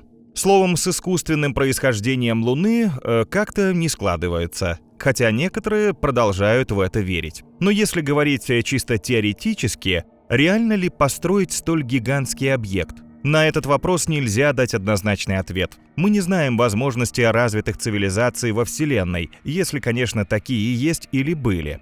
Нам подобные по масштабу проекты пока точно не под силу, хотя первые пробы уже есть. Китай начал строить свою искусственную Луну. Вакуумная камера диаметром 60 сантиметров будет применять магниты для воссоздания лунной гравитации. Ученых вдохновил на это более ранний эксперимент, в котором магниты использовались для левитации лягушки. Метод называется диамагнитной левитацией. Если внешний магнит достаточно мощный, сила отталкивания между ним и полем атомов станет достаточной, чтобы преодолеть гравитацию и поднять в воздух нужный объект.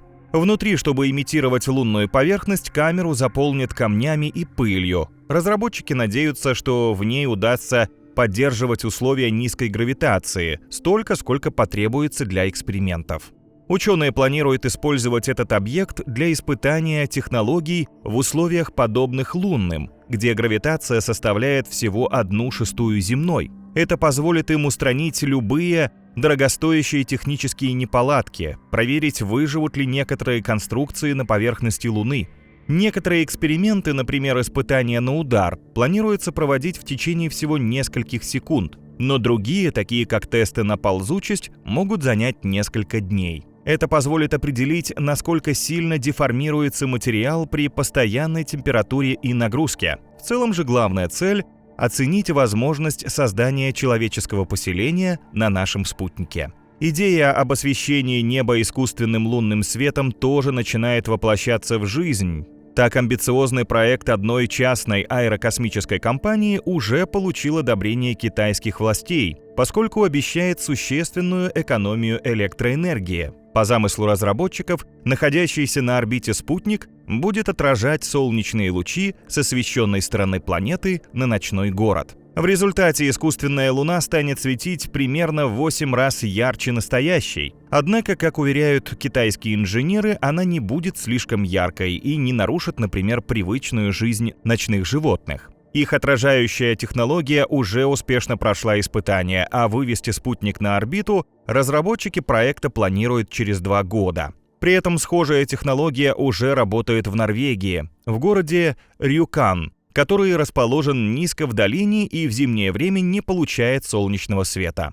В горах рядом с городом установлены 3 огромных зеркала, которые управляются при помощи компьютера и перенаправляют свет с улицы. Но согласитесь, все эти проекты никак не сравнить с нашей Луной. Она попадает в рейтинг 7 самых больших спутников планет Солнечной системы и даже превосходит по размеру карликовые планеты. Диаметр наиболее крупной из них, Плутона, составляет около 2377 километров, а Луны примерно 3480. В нашем понятии невозможно искусственно соорудить подобную махину.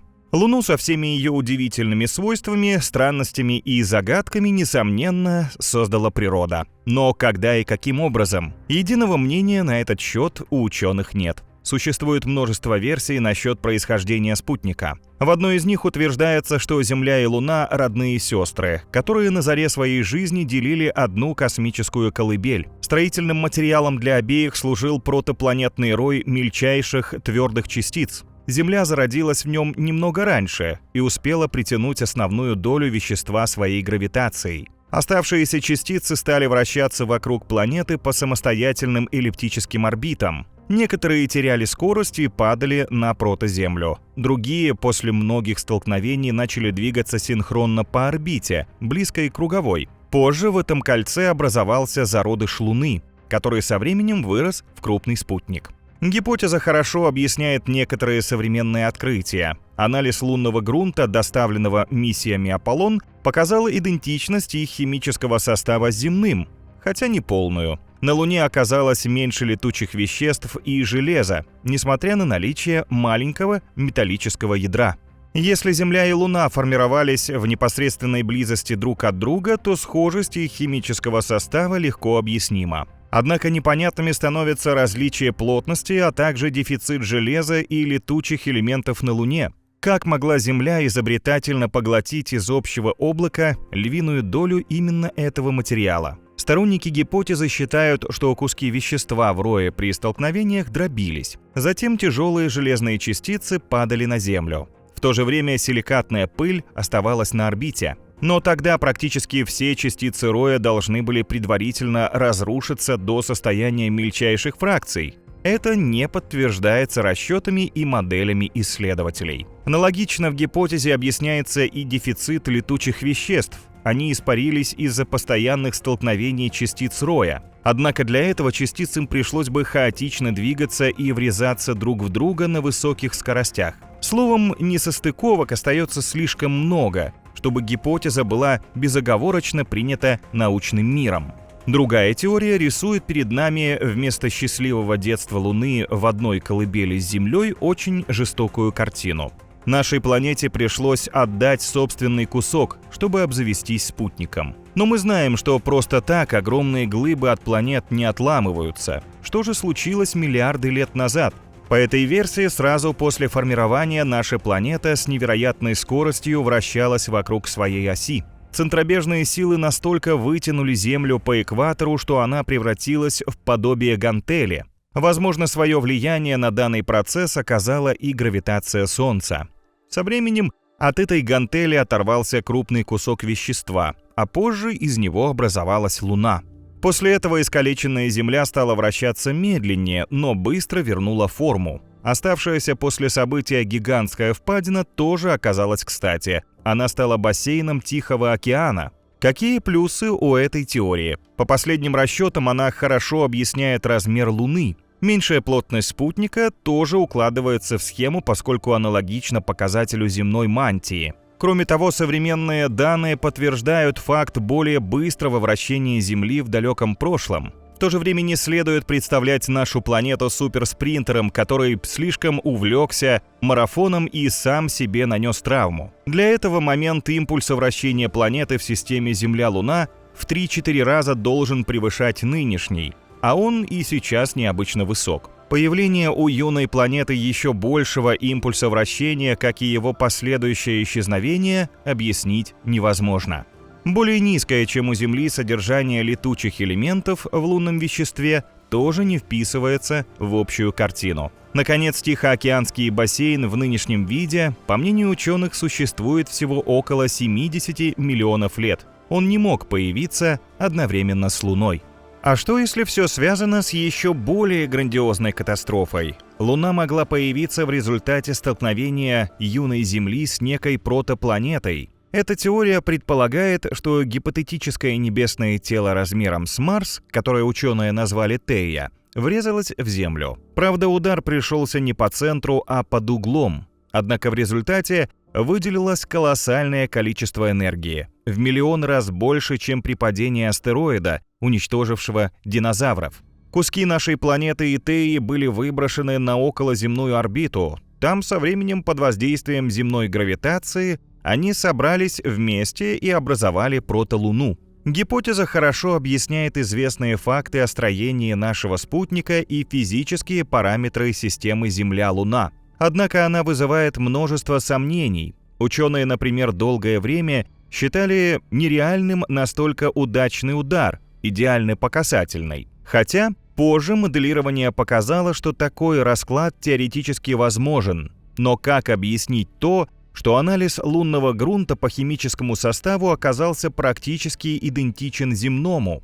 Куда в таком случае делось вещество Теи? Американские геофизики выдвинули версию, объясняющую это несоответствие. По их мнению, не Луна родилась в одном протопланетном диске с Землей, а именно Тея. Обе космические сестры дружно подрастали практически на равном расстоянии от Солнца. И вдруг, в какой-то момент, все пошло не так. Примерно 4,5 миллиарда лет назад Земля и Тея столкнулись, выбросив в пространство вокруг себя неисчислимое количество огненных обломков. Из них со временем сформировалась Луна. Этот сценарий хорошо объясняет угол удара, а также нынешнюю почти круговую орбиту Земли. Состав нашей планеты и Теи в таком случае не должен отличаться, поскольку обе сформировались в общем протопланетном диске. На этом версия столкновения могла стать общепринятой в научном мире, потеснив все остальное, но осталось в полном смысле слова железное несоответствие.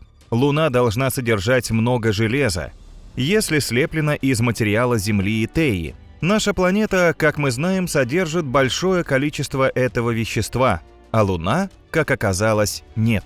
Так версия столкновения зашла в тупик, однако пробыла в нем недолго. Вскоре ученые выяснили, что с железом все объяснимо. Сценарий становится реалистичным, если ко времени столкновения на Земле и Теи уже произошла гравитационная дифференциация, то есть у обеих планет выделилось тяжелое металлическое ядро и образовалась легкая силикатная мантия. Тогда часть мантии при ударе вынесла в космос, а железные ядра остались целыми и слились в земных недрах. Таким образом, Луна не получила достаточное количество металла. Впрочем, надо отметить, что однозначных геологических подтверждений этому пока не найдено. Зато с другим отличием в составе Земли и Луны исследователи, похоже, уже полностью разобрались. Речь идет о хлоре, и он присутствует в составе обоих небесных тел в разном виде. В зависимости от атомной структуры хлор делят на тяжелый и легкий. Новый анализ НАСА подтвердил, что в лунной породе велика концентрация тяжелого хлора, в то время как земная преимущественно состоит из легкого. Потеря легкого хлора Луной, вероятно, произошла на фоне выброса огромного количества энергии и небывало высоких температур. Это соответствует теории столкновения. Намного труднее объяснить несоответствие с водой. Исследователи изучили образцы лунного грунта и пришли к выводу, что в коре спутника жидкости содержится в 100 раз больше, чем считалось прежде. Если же Луна образовалась в результате мощнейшего удара, вся вода на ней должна была испариться. Но вот чего мы точно не ждем, так это появление спутника в результате агрессии Земли. Мы представляем нашу планету мирной и спокойной. Она стремится лишь к тому, чтобы ни один объект типа астероида не нарушил ее стабильность и равновесие. Тем не менее, по одной из версий, на заре своей жизни наша планета захватила некое небесное тело и сделала своим спутником. Изначально Луна образовалась как независимая планета где-то в Солнечной системе. Затем в результате каких-то событий она перешла на эллиптическую орбиту, пересекающуюся с земной. При очередном сближении наша планета притянула Луну к себе и сделала своим сателлитом. Впрочем, многие исследователи считают, что Земля имела практически нулевые шансы поймать массивную Луну. В этом случае более вероятно, что от воздействия земной гравитации Луна столкнулась бы с нами. Или наоборот, была бы отброшена гравитацией далеко за пределы земной орбиты. Однако представим, что Земле каким-то образом удалось захватить Луну, причем целой и невредимой. Все равно картина не складывается. В данном случае наш спутник вращался бы вокруг Земли в противоположном направлении, как луны в гравитационных сетях Юпитера. И у нашего сателлита оказалась бы сильно растянутая эллиптическая орбита. Однако малая плотность Луны и небольшое железное ядро по-прежнему свидетельствуют в пользу теории захвата. Такой состав соответствует модели рождения нашего спутника за пределами зоны внешних планет. Все это делает космического сателлита нашей родной планеты уникальным. Многие астрофизики даже считают пару Земля-Луна самой удачной в галактике. Но может во время космических путешествий где-то далеко мы найдем похожий дуэт и получим от него подсказку об истоках нашей Луны. Это наверняка дело очень далекого будущего. Пока ученые все это выясняют, готовится активное освоение Луны. Колонизация даст возможность, кроме всего прочего, лучше разгадать ее тайны. А для нас, наверное, наступает момент, когда стоит присмотреть себе местечко на нашей уникальной Луне. На спутнике уже продаются участки, и они, конечно, не дешевые. Однако не исключено, что можно сорвать джекпот, получив взамен целые сокровища.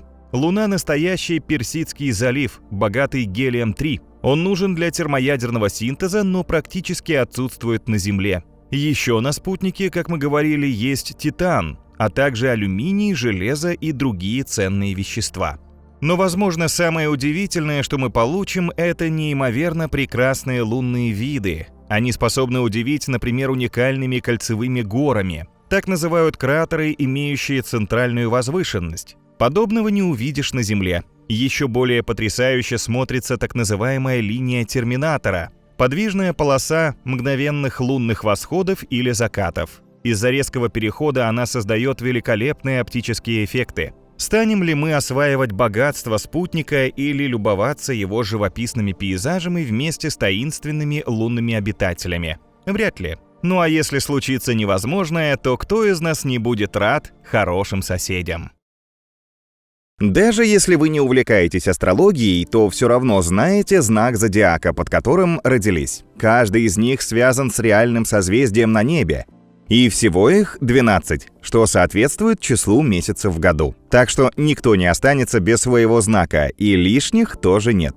Или есть. В декабре 2019 года интернет просто взорвало. В сетях стало вирусным сообщение НАСА, что на самом деле созвездий зодиака больше, чем принято считать. Конечно, имелось астрономическое деление, которое использует наука, а не астрология. Позже Американское космическое агентство разъяснило, что на самом деле имелось в виду. И мы об этом расскажем. А заодно вместе с вами осмотрим достопримечательности каждой области зодиака, совершив виртуальную космическую прогулку по ее созвездиям. Какое можно сравнить со страной великанов Бробдингнек из «Путешествий Гулливера», где неприметная звезда выбрала в компаньоны огромную черную дыру и отлично уживается рядом с монстром. Узнать обо всем этом и совершить прогулку по зодиаку желающие смогут даже условно, не покидая нашу планету. Достаточно просто с комфортом прокатиться на карусели, в роли которой выступит вся Земля.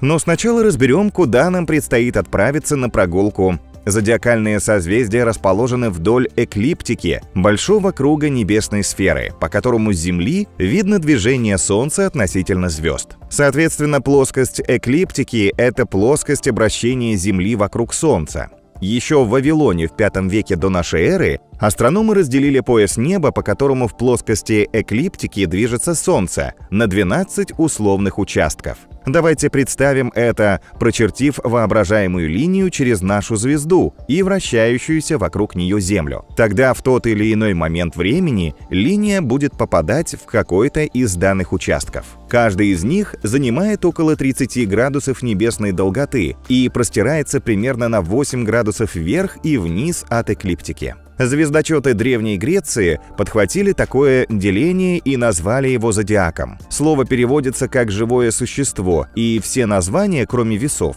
соответствуют принятой концепции. В эпоху эллинизма именами зодиакальных созвездий были также обозначены точки равноденствий. Весеннее стало называться Овен, осенние — Весы, летнее солнцестояние — Рак, зимнее — Козерог. С тех пор прошло более 2000 лет, и вследствие сдвига земной оси эти точки переместились. Современные границы зодиака были установлены на Третьей Генеральной Ассамблее Международного астрономического союза в 1928 году. При этом очертания реальных зодиакальных созвездий не всегда соответствуют принятому делению эклиптики на 12 равных частей. Пределы нахождения Солнца в границах созвездий могут быть от 7 дней, как в Скорпионе, до 1,5 месяцев в созвездии Дева. И Солнце не обязательно каждый год с точностью день в день входит в то или иное зодиакальное созвездие. Надо также учесть, что участки неба уходят в космос на глубину, которая доступна для астрономических наблюдений. И объекты одного созвездия зодиака могут находиться как на расстоянии десятка, так и миллиона световых лет от нас. Чтобы с ними познакомиться, можно полететь в космос и увидеть все вблизи, или рассмотреть многие объекты Земли. Такая прогулка сравнима с катанием на карусели с лошадками, в центре которой движется огромный столб. Вы сидите на деревянной лошадке и едете по кругу. Мимо мелькают билетная касса, затем лоток с мороженым, мальчик на самокате, семья, делающая селфи на память. И вот опять появляется та же будка, где уже мама покупает билет маленькой дочке. Значит, вы совершили на карусели полный оборот. Теперь замените лошадку на Землю, центральную колонну на Солнце, которая заслоняет от вас часть пейзажа, а парк — на далекие звезды. Земля летит по своей орбите со скоростью 30 км в секунду, и живописный космический ландшафт в зоне эклиптики постоянно меняется. Вот с такой карусели мы и будем знакомиться с нашим зодиаком. Его созвездия довольно легко найти в небе. Они чаще всего сбиты в заметные группы, что называются астеризмом. При этом то или иное созвездие, через которое проходит Солнце, в ночном небе не будет видно. Наблюдать его придется, когда наше светило находится в другой области зодиака. Например, если с середины мая до середины конца июня Солнце в Тельце, созвездие не поднимается над горизонтом в течение этого периода. Когда Телец остается в оппозиции к Солнцу в ноябре-начале декабря, его видно на небе всю ночь. Но все эти нюансы мы еще обговорим подробнее. А сейчас пора в путь. В зодиаке нас ожидает почти столько же достопримечательностей, сколько в небе звезд. Начнем с Овна, первого созвездия зодиака, соответствующего сектору эклиптики от 0 до 30 градусов. Более 2000 лет назад здесь находилась точка весеннего равноденствия. Из-за изменения орбиты Земли она переместилась в созвездие Рыб, но снова вернется в Овен примерно через 24 тысячи лет. Сейчас Солнце, как правило, находится в Овне с 19 апреля по 13 мая. С нашей условной земной карусели лучше всего наблюдать созвездие осенью. Хотя даже в это время всего 4 его звезды видны невооруженным глазом, поэтому само созвездие нелегко найти. Хорошим путеводителем станет Альфа Овна или Хамаль, что по-арабски означает «голова барана». Это огромное оранжевое светило на расстоянии 66 световых лет от Солнца уже не молодо. Судя по всему, звезда истощила весь запас водорода и теперь превращается в красного гиганта. Сейчас ее радиус в 15 раз превышает солнечный. Несмотря на возраст, Хамаль очень быстро вращается. И еще просто сияет в небе, в 91 раз сильнее Солнца. По яркости это первая звезда в Овне и 50-я на всем небосводе. Она лишь чуть-чуть уступает в светимости знаменитой полярной звезде. Хамаль удивительна тем, что постоянно то увеличивает, то уменьшает свой накал, словно подмигивает с неба. Может, в собственной планете Альфа Овна Б? Этот газовый гигант, который минимум в 1,8 раз больше Юпитера, за 380 суток совершает оборот вокруг своего светила. Но в Овне есть настоящий чемпион, или вернее антирекордсмен всего космического пространства – звезда Тигардена. Она самая тусклая из всех известных астрономам. Этот красный карлик расположен лишь в 12,5 световых годах от Земли, однако без телескопа его не увидеть. Светимость звезды Тигардена более чем в 1000 раз слабее солнечной. Даже подлетев ближе к созвездию, космическим путешественникам обнаружить ее будет нелегко. Красный карлик не только тусклый, но и настоящий звездный лилипут. Его радиус почти в 10 раз меньше, чем у нашего светила, а масса составляет примерно 9% солнечной. То есть это почти коричневый карлик, но все же чуть больше. Возможно, он потерял свою массу и сжался в силу своего преклонного возраста более чем в 8 миллиардов лет. Долгожитель медленно движется по небосводу, утратив типичную для красных карликов высокую магнитную активность. Но у него хватает сил, чтобы удерживать сразу 2 планеты, причем землеподобные и в своей обитаемой зоне. Сейчас астрономы заняты изучением этих планет, перспективных для поисков внеземной жизни. А тем временем осмотрим еще одну достопримечательность Овна – галактику NGC 772 в 100 миллионах световых лет от Земли. На вид это настоящий космический фрик с чрезмерно большим рукавом, из-за чего галактика кажется кривобокой. Возможно, она слишком тесно общалась со своей соседкой, карликовой эллиптической галактикой NGC 770. От их сильного гравитационного воздействия один из рукавов NGC 772 сильно растянулся и галактику как бы перекосило. Странной NGC 772 также делает отсутствие перемычки, яркой структуры из звезд и газа в центре, из которой обычно отходят рукава. У большинства спиральных галактик, в том числе нашего Млечного Пути, есть перемычки, а у NGC 772 спиральные рукава, кажется, вылетают прямо из яркого центра. В Овне есть еще много интересного, но основные достопримечательности мы осмотрели. И теперь продолжим прогулку по следующему созвездию зодиака – Тельцу. Солнце находится в нем примерно с 14 мая по 21 июня. С Земли созвездие лучше всего видно с ноября по декабрь. В царстве Тельца космических путешественников сразу ослепит мощное сияние знаменитого Альдебарана. С Земли его тоже легко найти даже без бинокля. Это ярчайшая звезда во всем зодиаке и одна из самых ярких в ночном небе. Оранжевый Альдебаран, как космический прожектор, озаряет все вокруг в 439 раз сильнее Солнца. И он в 44 раза больше. Представьте гиганта на месте нашего светила. Альдебаран вплотную приблизился бы к Меркурию. По мнению астрономов, звезда сильно расширилась с возрастом, когда прекратила ядерные реакции и начала сжигать внутри себя гелий. В отличие от Альдебарана, UX Тельца в 450 световых годах от Земли очень молодая. Эта звезда, по мнению астрономов, похожа на Солнце, тогда ему было всего 1 000 000 лет. Но UX Тельца озадачила ученых огромной дырой в своем газопылевом диске. Космические путешественники легко увидят грандиозный масштаб этой пустоты, подлетев к звезде. А те, кто наблюдает зодиак с Земли, могут сопоставить размер уникальной прорехи с пространством между Меркурием и Плутоном. Правда, ранее ученые уже видели подобные дефекты в протопланетных дисках у молодых Солнц, только все они напоминали просто пробелы в центре диска. Это могло происходить от воздействия излучения молодых звезд. Для UX Тельца такое объяснение не подходит. Звезда неповторима тем, что вплотную к ней расположен очень толстый и плотный диск пыли. Затем идет разрыв, а далее снова такой же диск. Астрофизики полагают, что это удивительный случай раннего формирования планет, которые, как мощный небесный пылесос, очистили часть звездного диска от всего материала. Подобными действиями они как бы продырявили систему. Сами планеты, правда, пока не нашли. Может быть, они прячутся от телескопов в самых плотных слоях газа пылевого покрова звезды. А мы поищем в небе настоящее сокровище Тельца. 2 знаменитых звездных скопления. Более близкое к нам и яркое в этой паре – Плеяды. Астрономы считают, что в скоплении, которое находится в 444 годах от Земли, собрано до 3000 звезд. Тем не менее, пока открыто лишь 1200, потому что многие светила слишком тусклые, и 25% из них могут составлять коричневые карлики. Только 12 звезд Плеяд можно увидеть невооруженным глазом. Это бело-голубые субгиганты и гиганты. Ярчайшая в этой компании Альциона. Она в 7 раз тяжелее Солнца и в 8 раз больше его в диаметре, а светит приблизительно в 2000 раз сильнее нашей звезды. Также с Земли без оптических приборов можно увидеть в скоплении уменьшенную копию Большого Ковша. 6 звезд, окруженных голубоватой дымкой. В древние времена звездочеты наблюдали в Ковше 7 звезд, поэтому его и называли в честь 7 сестер нимф Плеяд.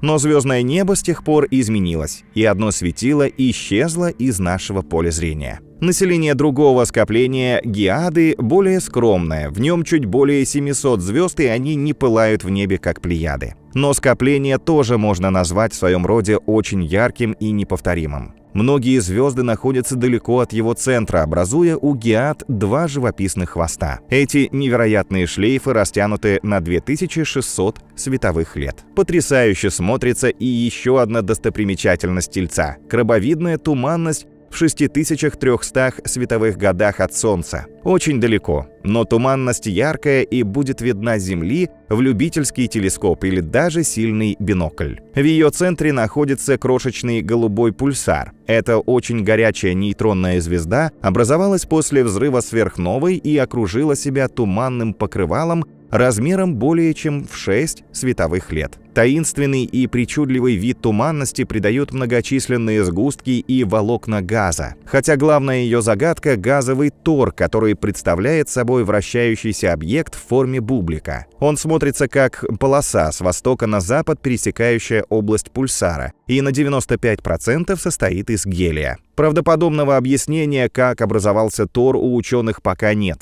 Также им непонятно, почему в последнее время туманность утрачивает яркость. И в то же время с 2010 года в торе постоянно регистрируются сильные гамма-вспышки. Это яркое и необычное шоу.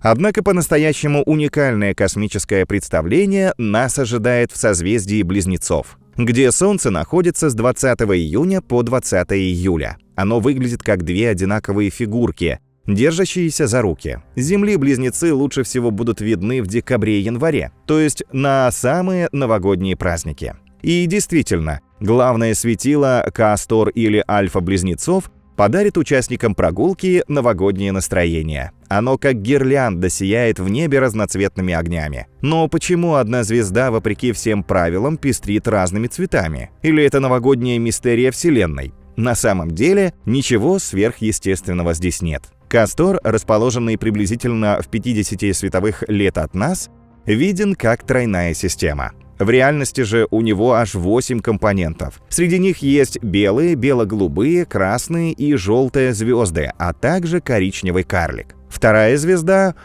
Поллукс или Бета-близнецы. Дополняет эту праздничную россыпь огней насыщенным оранжевым цветом, как новогодний апельсин. Она находится на расстоянии 34 световых лет от Солнца и является ближайшей к нам звездой-гигантом. Ее масса вдвое, а радиус в 9 раз больше, чем у нашего светила. Температура звезды составляет 4700-4900 кельвинов. И этот гигант имеет свою планету Фестий, по размерам себе под стать. Подсчитано, что она минимум в 2,3 раза больше массы Юпитера. Пока есть возможность, космическим путешественникам стоит обратить внимание на этого газового гиганта. Звезда совсем скоро может уничтожить Фестий. Поллукс уже израсходовал запасы водорода в ядре и теперь превращается в красного гиганта, постоянно увеличиваясь. Однажды он поглотит свою планету, хотя Фестий проходит по орбите за 590 дней, то есть находится достаточно далеко от звезды, и, возможно, избежит подобной участи. В отличие от предыдущих звезд, двойная система Ю-близнецов не сияет в небе, создавая праздник. Но она периодически запускает в космос великолепный фейерверк. Два компонента системы расположены невероятно близко друг к другу. Вещество с одного из них, прекрасного карлика, перетекает на поверхность другого карлика, белого. В скопившемся на поверхности белого карлика газе раз в несколько месяцев начинаются термоядерные реакции, приводящие к взрыву примерно каждые 100 дней. Тогда блеск звезды возрастает более чем в 1,5 раза, поэтому ее называют карликовой новой. В глубоком космосе у близнецов тоже царит постоянный праздник. Так, туманность Эскимос в 3000 световых лет от Солнца похожа на голову человека в меховом капюшоне и окружена двумя мерцающими оболочками. Внешнюю рассвечивают необыкновенные газовые нити длиной в 1 световой год. Эти образования ярко-оранжевые, благодаря обилию азота. Туманность Медуза в 2 раза ближе, в 1500 световых годах от нас и больше Эскимоса. Несмотря на это, она крайне тусклая и очень трудна для наблюдения с Земли. Однако туманность украшает небо замысловатыми светящимися волокнами газа и пыли. Эти образования напоминают змеи, из которых по мифологии состояли волосы Медузы. Выбросы массы из звезд внутри туманности часто происходят с перерывами. В результате образуются такие причудливые структуры, состоящие из областей красного свечения водорода и более слабого зеленоватого кислорода. Но пришло время возвращаться из праздника в серые будни, от этих близнецов к будничному раку. Более 2000 лет назад, как мы говорили, день летнего солнцестояния приходился именно на него. В результате смещения земной оси теперь эта точка находится в созвездии Тельца, а северный тропик Земли по-прежнему носит имя Рака. Как правило, в современном мире Солнце входит в созвездие 21 июля и находится в нем до 9 августа. Земли оно заметнее всего в середине января-феврале. Это созвездие действительно довольно невзрачно. 5 его главных звезд, образующих Y-образную форму, едва заметны невооруженным глазом. Но космическим путешественникам здесь есть что посмотреть. Основная звезда Рака Альтарф — двойная система на расстоянии 290 световых лет от нас. Она состоит из массивного оранжевого гиганта и тусклого красного карлика. Период их взаимного обращения длится невероятно долго – 76 тысяч лет. Главный компаньон оранжевая звезда находится на поздней стадии эволюции, сжигая в ядре гелий. Она раздулась до размера в 50 раз больше Солнца и излучает в 660 раз больше энергии, чем наше светило. Это очень странный и редкий космический объект. Бариевая звезда, в которой содержание подобного элемента на порядок выше, чем у других светил. Долгое время обилие бария у некоторых звезд было для астрономов загадкой. Сегодня уже известно, что это результат попадания на поверхность бариевой звезды оболочек ее соседки, которая быстрее прошла процесс эволюции. Обычно свои покровы сбрасывают на близкие звезды белые карлики, однако подобного компаньона у оранжевой звезды пока не обнаружили. Зато у Альта-Арфа есть экзопланета, гигант в 7-8 раз массивнее Юпитера. Он сильно разогрет от близкости к огромной звезде, что позволяет классифицировать планету как горячий Юпитер. Любителей красочных космических селфи рак тоже не разочарует. Они смогут сделать отличные снимки на фоне очень фотогеничного скопления ясли. С Земли даже в простой бинокль можно рассмотреть несколько десятков звезд скопления, а в средний телескоп видны уже около 200 ярких точек. Многие из этих огоньков имеют золотисто-оранжевый блеск, но более других сияют бело-голубые светила. Вместе они эффективно выделяются в небе и чем-то похожи на рой волшебных светлячков или пчел, за что скопление называют улей. Астрономы насчитали в нем 1010 звезд. Все светила молодые, возрастом в 600-730 миллионов лет. Несмотря на юность, несколько из них уже успели обзавестись собственными экзопланетами. Но в этом им далеко до небольшой звезды 55 Рака, в 49 световых годах от нас. Она достаточно яркая и видна невооруженным глазом. Светило представляет собой бинарную систему, в которой главный объект, желтый карлик, по своим параметрам весьма похожий на Солнце. Второй компонент пары — красный карлик. У звезды солнечного типа найдены экзопланеты, причем целых 5, и одна из них, скорее всего, является суперземлей. Это необычное небесное тело, вероятно, обладает большим количеством углерода. Неудивительно, что его прозвали планета-алмаз. Однако космическим путешественникам вряд ли удастся найти там какие-то драгоценные камни. Планета вращается буквально бок о бок со звездой, совершая оборот по орбите всего за 17 часов. Из-за жара звезды вся ее поверхность предположительно покрыта раскаленной лавой, так что твердых алмазов в этом аду точно нет. Впрочем, астрономы надеются обнаружить в системе и более гостеприимный мир, шестую планету земного типа, причем в зоне обитаемости звезды. Ученые предполагают, что она очень небольшого размера и потому успешно прячется от телескопов. Как бы то ни было, звезда включена в список НАСА как одна из наиболее перспективных для поиска обитаемых миров. Мы тем временем отправимся в созвездие Льва. Как правило, Солнце находится в звездном прайде с 10 августа по 15 сентября. Лучшее время для наблюдения за Львом — в феврале и марте. В этой области неба вы увидите яркие звезды, которые образуют очертания фигуры царя зверей, по крайней мере, в северном полушарии. С юга, как считают многие наблюдатели, оно больше похоже на перевернутую вешалку. Но Регул А или Альфа Льва на расстоянии около 77,5 светового года от Земли обязательно бросится вам в глаза. Ярчайшее светило в созвездии и одна из самых видных звезд в целом на ночном небе. Огромная звезда массой примерно в 3,5 раза больше солнечной. Она еще очень молода, возрастом всего в несколько сотен миллионов лет. И потому, наверное, резвый Регул А успевает делать полный оборот по орбите всего за 15,9 часа. Крейсерская скорость сильно сплюснула звезду, сделав ее похожей на тыкву. Если бы она вращалась всего на 14% быстрее, то, скорее всего, распалась бы на части. Регул также отличает ось вращения, расположенная перпендикулярно углу нашего зрения. То есть участники прогулки на земной карусели увидят светило с ребра. Звезда имеет пару небольших тусклых компаньонов, являющихся двойной системой. Эта невзрачная пара удалена от массивного Регула А на расстояние около 4200 астрономических единиц и вращается вокруг основной звезды с периодом в 130 тысяч лет. В отличие от яркого Регула, звезда Вольф-359 чрезвычайно слабый красный карлик, невидимый невооруженным глазом. Он к тому же холодный, с температурой по разным оценкам от 2,5 до 2900 кельвинов. Этого мало для образования химических соединений.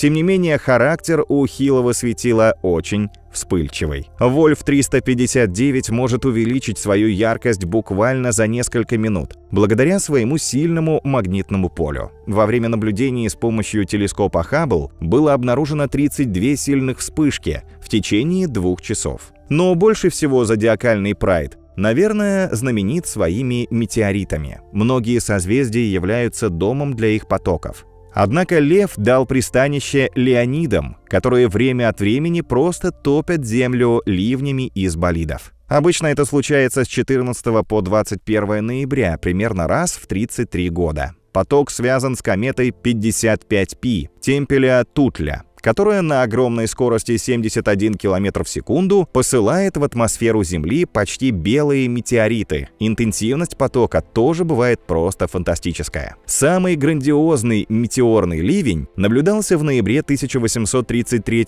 года в США. Очевидцы писали в воспоминаниях, что тогда небо было не видно за падающими на Землю светящимися болидами. В Бостоне они заполнили атмосферу с плотностью хлопьев снега в буране средней силы. Позже мощный метеорный дождь наблюдался в 1966 году, когда каждый час в небе сияло до 150 тысяч небесных камней. В следующий раз Леониды обрушатся на Землю в 2031 году.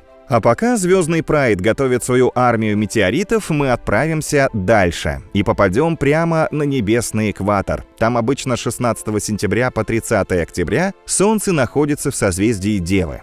Наилучшие условия для наблюдения за ним наступают в марте-апреле. Вследствие смещения земной оси именно в этом созвездии сейчас располагается точка осеннего равноденствия. Созвездие знаменито тем, что оно самое большое в зодиаке, а также второе по размерам после Гидры на всем звездном небе. Величественной Деве есть что показать участникам нашей прогулки. Начнем с ее наиболее знаменитого светила – Спики. Этот голубой гигант по яркости занимает 16 место. Звезда часто меняет свое свечение, то вспыхивая, то немного тускнее. Может, так она реагирует на близкость компаньонки. Спинка вращается в паре с другой, меньшей и не такой яркой звездой. Обоим как будто не хватает места на небе, и они буквально жмутся друг к другу. Пару разделяет лишь 0,12 астрономической единицы, что более чем в 8 раз меньше расстояния между Солнцем и Землей. Взаимная гравитация сплющила звезды по бокам, и они приобрели форму эллипса. Этот экстремальный мир непригоден для образования и эволюции планет. Хотя в Деве есть еще более жуткий космический объект, который это правило нарушает. В 2300 световых годах от Солнца вращается пульсар PSR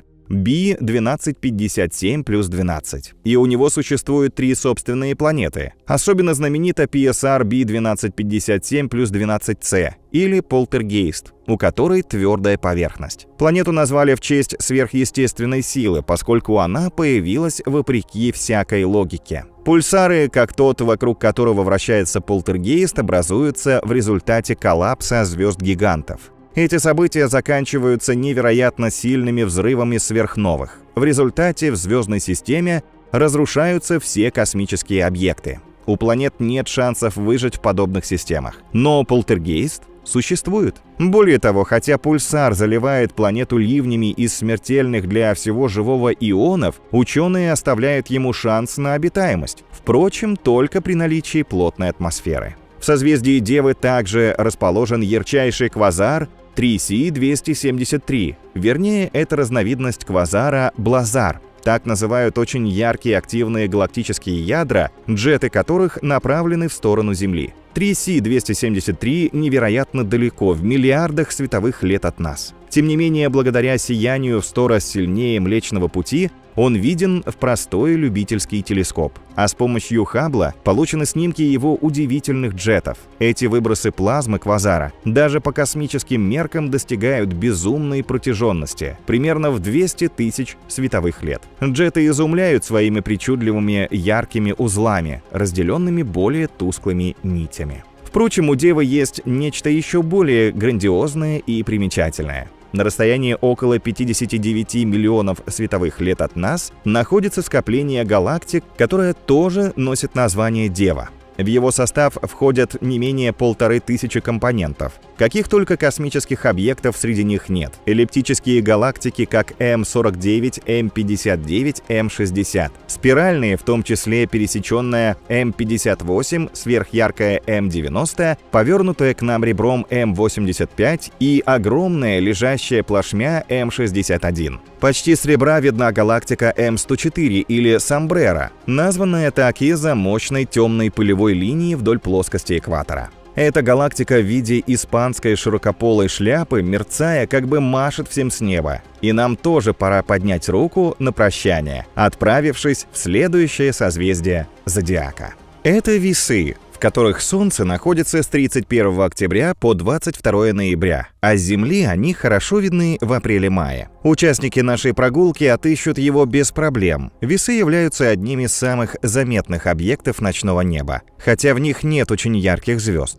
Зато сразу 83 светила видны невооруженным глазом. Среди них выделяется очень горячая бело-голубая звезда бета-весов или Кифа Бореалис, температура которой достигает примерно 12 тысяч кельвинов. Бета-весов самая яркая в этой области зодиака и видна с Земли невооруженным глазом. Она поразит наблюдателей своим необычным для светил зеленоватым оттенком. К сожалению, есть свидетельство, что бета-весов теряет свою неповторимую окраску. К такому выводу астрономы пришли после сравнения яркости звезды сейчас и в старину, опираясь на труды древних звездочетов, в частности Птолемея. Почему так происходит, на сегодняшний день остается загадкой. А весы тем временем подносят ученым головоломки еще сложнее. HD 140-283 или звезда Мафусаила оказалась древнее самой Вселенной. Мафусаил, который вращается в 190 световых годах от Земли, первоначально привлек исследователей огромной скоростью движения по небосводу.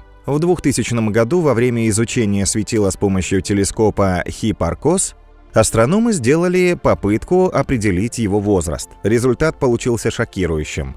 Звезде 16 миллиардов лет. Что-то не поддающееся объяснению, ведь Вселенной всего 13,8 миллиардов лет. Как такое может быть? Пока астрофизики склоняются к версии, что здесь сыграл роль принцип остаточной неопределенности. То есть возраст далекого светила с помощью современных технологий можно высчитать только с погрешностью плюс-минус 800 миллионов лет. В случае с Мафусаилом как раз следует использовать минус. Иными словами, возраст звезды, скорее всего, составляет 13,3–13,7 миллиардов лет. Следовательно, она моложе Вселенной, хотя и совсем не намного. Так что в любом случае это самый древний звездный динозавр изо всех, известных астрономам. Его можно увидеть даже с Земли, правда, только в бинокль или любительский телескоп. Для космических путешественников Мафусаил, несомненно, безумно интересный звездный раритет. Хотя весы, возможно, скрывают и нечто еще более замечательное. То, что мы давно мечтаем найти – планету, пригодную для жизни. Чтобы с ней познакомиться, нужно отправиться к звезде Gliese 581. Это небольшой красный карлик, массой, радиусом, светимостью в десятки раз меньше солнечных. И температура его ниже, чем у нашего светила, около 3110 кельвинов. Красный карлик был бы ничем не примечателен, если бы не его планеты.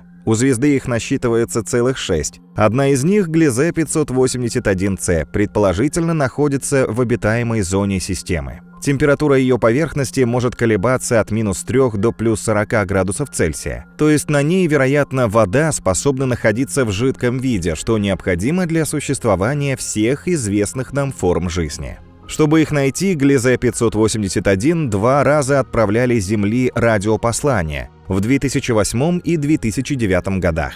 Астрономы надеются, что весточки дойдут до внеземных цивилизаций, если они есть на Gliese 581c. Прибытие первого послания ожидается в 2029 году. А мы представим, что Солнце уже входит в Скорпиона. Оно будет заслонять от нас созвездие очень короткий период, примерно с 23 ноября до 29 ноября. Это впечатляющая область неба, вьющаяся поперек Млечного Пути, земной карусели лучше видна в мае-июне. Ее самые яркие звезды действительно образуют узор, похожий на Скорпиона. Область, напоминающая его хвост, находится в самой яркой части Млечного Пути. Все космические объекты, которые там расположены, светят гораздо сильнее Солнца. Из них 13 звезд легко увидеть без биноклей. Особенно заметна Альфа Скорпиона или Антарес, одна из самых ярких в небе звезд. Она находится примерно в 550 световых годах от Солнца, в 9000 раз превосходя его светимостью. К тому же Антарес отличается потрясающим кроваво-красным цветом. Диаметр красного сверхгиганта в 400 раз превышает солнечный. Если бы он находился на месте нашего светила, то выходил бы за орбиту Марса, а короной касался Юпитера. У огромного Антареса есть менее крупный компаньон. Это небольшая голубовато-белая звезда, которая в отблесках света соседнего гиганта выглядит зеленоватой. А хотите увидеть нечто еще более удивительное? Настоящего двойника нашего Солнца. В этой области зодиака он есть. Так астрономы называют 18 Скорпиона на расстоянии около 45,7 светового года от Земли. По своим основным характеристикам далекий желтый карлик действительно очень похож на наше светило. Его масса 1,01, радиус 1,02, светимость 1,05 солнечных. Астрономы в восторге от 18 Скорпиона. Звезда относительно недалеко от Земли, и ученым удобно наблюдать за ней, по аналогии изучая тайны нашего Солнца. Что касается Земли, то ее двойника, конечно, в созвездии нет. Но, возможно, на расстоянии 21,5 тысяч световых лет от Солнца у звезды OGLE 2005 BLG 390L есть своя суперземля. Эта планета в 5,5 раз массивнее нашей. Она вращается в 2,6 раз дальше от своего тусклого красного карлика, чем Земля от Солнца, совершая полный оборот по орбите за 3500 дней. Предполагается, что на таком огромном расстоянии от своего слабого светила планета промерзла насквозь и в основном состоит изо льда. В Скорпионе участников прогулки также ждет много живописных звездных скоплений и туманностей. Одной из самых необычных считается туманность NGC 6334 или Кошачья лапа. По предварительным оценкам, она находится на расстоянии от 4200 до 5500 световых лет от Земли. Формой туманность действительно напоминает след кошки и наполнена огромным количеством очень молодых звезд. Огоньки этих светил таинственно мерцают среди густых зеленых облаков и ярко-красных пузырей газа. Многие из звезд, несмотря на юный возраст, всего в несколько миллионов лет, массой почти в 10 раз превосходят по размеру наше Солнце.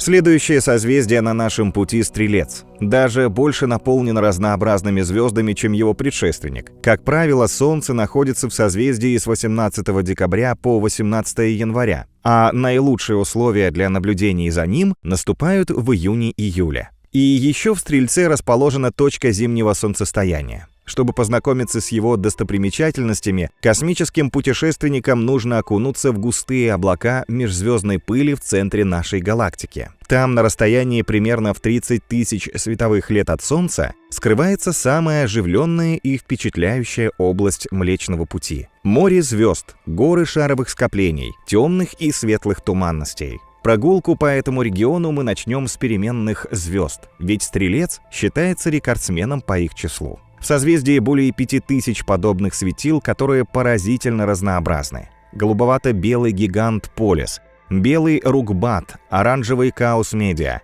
золотистый Аркап, двойная система Аскелла, тройная Эта Стрельца, есть среди них минимум десяток светил с экзопланетами, в основном газовыми гигантами больше Юпитера. А в самом сердце этой области зодиака притаилась сверхмассивная черная дыра Млечного Пути Стрелец А со звездочкой. Она тоже сияет в небе за счет своего горячего аккреционного диска. В 2022 году астрономы с помощью телескопа горизонта событий сделали потрясающее фото черного монстра в пылающем кольце раскаленной плазмы.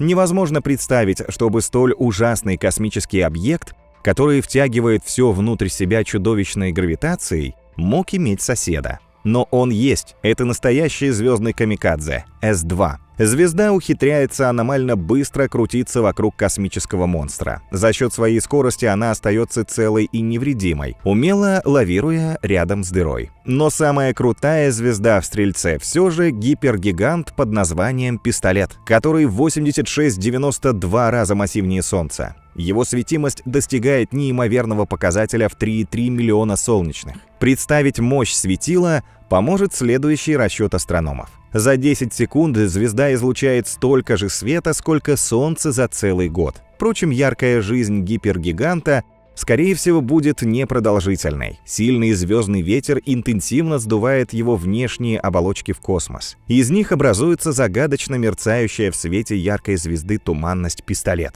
Газ в ней разделен на два рукава, что делает туманность по форме действительно похожей на пистолет. Хотя настоящей жемчужиной Стрельца часто называют туманность Омега-М17 за отчетливые границы, яркость и форму, напоминающую парящую экзотическую птицу. Эта огромная космическая структура диаметром в 40 световых лет находится далеко от Земли, примерно в 6000 световых лет. И все же, когда небо чистое, фантастически красивую туманность можно заметить безо всякой оптики. Омега-М17 состоит из ионизированного водорода, разогретого изнутри горячими юными звездами. Ей всего около миллиона лет, что делает туманность одной из самых молодых в Млечном Пути. Следующее созвездие Козерог, на первый взгляд, ничем не выделяется на небе. Но если поискать в его владениях, можно обнаружить много интересного. Лучше всего это делать в июле-августе, поскольку Солнце находится в созвездии с 19 января по 15 февраля. Раньше там находилась точка зимнего солнцестояния, поэтому южный тропик до сих пор носит имя Козерога. Основная звезда Альфа Козерога или Аль-Джиди. Всего третья по светимости в этой области зодиака. Однако она видна невооруженным глазом. Впрочем, славу Аль-Джиди приносит не блеск, а ее двойственность. Она смотрится как одна огромная звезда, хотя на самом деле это два близко вращающихся светила. Они уже далеко не молоды, практически сожгли водород в своих ядрах и готовятся использовать вместо него гелий. Обе относятся к редкой категории желтых сверхгигантов и, в свою очередь, имеют маленьких и тусклых компаньонов. Но самыми необычными в Козероге все же являются не одиночные звезды, а целое сборище огромных светил. Их космическая обитель похожа на страну великанов, в которой побывал Гулливер. Это шаровое скопление М30В, одно из самых плотных из тех, что известны астрономам. Оно просто набито гигантскими звездами, и почти 200 из них — красные гиганты.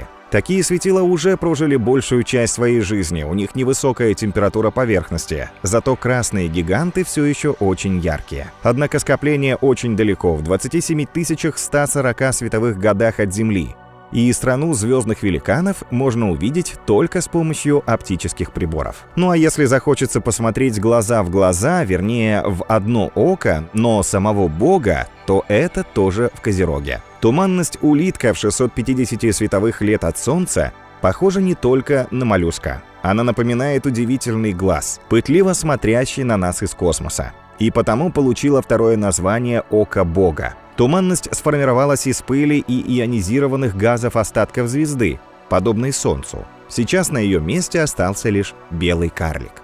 В большом экваториальном созвездии Водолей, которое следует за Козерогом, внешне вам ничто не бросится в глаза. Солнце, как правило, находится там с 16 февраля по 11 марта, а наиболее благоприятные условия для наблюдения за созвездием наступают в августе-сентябре. В этой довольно невзрачной части неба можно увидеть несколько по-настоящему крутых звезд. Две самые яркие из них — Альфа и Бета Водолея, желтые сверхгиганты. Они движутся в пространстве перпендикулярно плоскости Млечного Пути. Бета Водолея или Сад-Ал-Сууд на расстоянии 540 световых лет от Земли самая яркая в созвездии и светит примерно в 2200 раз сильнее Солнца. Это юная звезда, которой всего 56 миллионов лет, в 6,4 раза массивнее нашей. Альфа Водолея Сад-Эл-Мелик в 520 световых годах от Земли, еще ярче и моложе, ей не более 53 миллионов лет. В звездных масштабах он еще подросток, однако уже примерно в 6,5 раз массивнее нашего светила и в 3000 раз ярче. Такие гиганты, конечно, впечатляют, хотя по-настоящему Водолей знаменит сравнительно небольшими и совсем не яркими небесными объектами. В созвездии обнаружено уже 12 планетных систем. Всего в 15 световых годах от Солнца вращается тусклый красный карлик Gliese 876. У столь незаметной звезды есть 4 экзопланеты. Одна из них земной группы, массой в 6,6 раза больше нашей планеты. И все же астрономов больше всего сводит с ума ультрахолодный красный карлик Тропист-1. У него обнаружено аж 7 каменистых планет, похожих на Землю. 3 из них могут находиться в обитаемой зоне звезды и иметь жидкую воду на поверхности. А вот для красивых снимков Водолея больше подойдет туманность Сатурн. Она действительно внешне похожа на наш Сатурн с его великолепными кольцами, которые в туманности расположены почти с ребра к наблюдателю. Центральная звезда космической структуры голубой карлик раскален до неимоверной температуры 55 тысяч кельвинов. Он и создал туманность, сбрасывая свои оболочки в пространство. Сильное ультрафиолетовое излучение звезды придает туманности зеленоватый флуоресцентный оттенок. В ее густонаселенной центральной области обитают сотни массивных сверхярких скоплений, молодых звезд, которые выглядят в небе как сияющие голубые узлы света. Вероятно, они образовались в результате слияния галактик. Подобное можно наблюдать и в галактике NGC 7252. Она расположена в 220 миллионах световых лет от Земли, но достаточно яркая, чтобы астрономы-любители могли увидеть ее в небе как маленькую, нечеткую каплю. Если подлететь ближе, для космических путешественников она станет отличной фотозоной. Галактика состоит из множества петель, образованных сгустками газа, из которой выглядывают разноцветные звезды. В целом все это напоминает схему электрона, вращающегося вокруг атомного ядра. Потому NGC 7252 получила оригинальное название «Атомы мира». Да, и если в мае вы увидите, как с неба на Землю сыплются многочисленные золотистые звездочки, то они тоже летят из Водолея. Поток называется Эта-Аквариды, источником которого является комета Галлея. Во время пика с 5 по 6 мая он бомбардирует Землю с максимальной интенсивностью – 70 метеоров в час.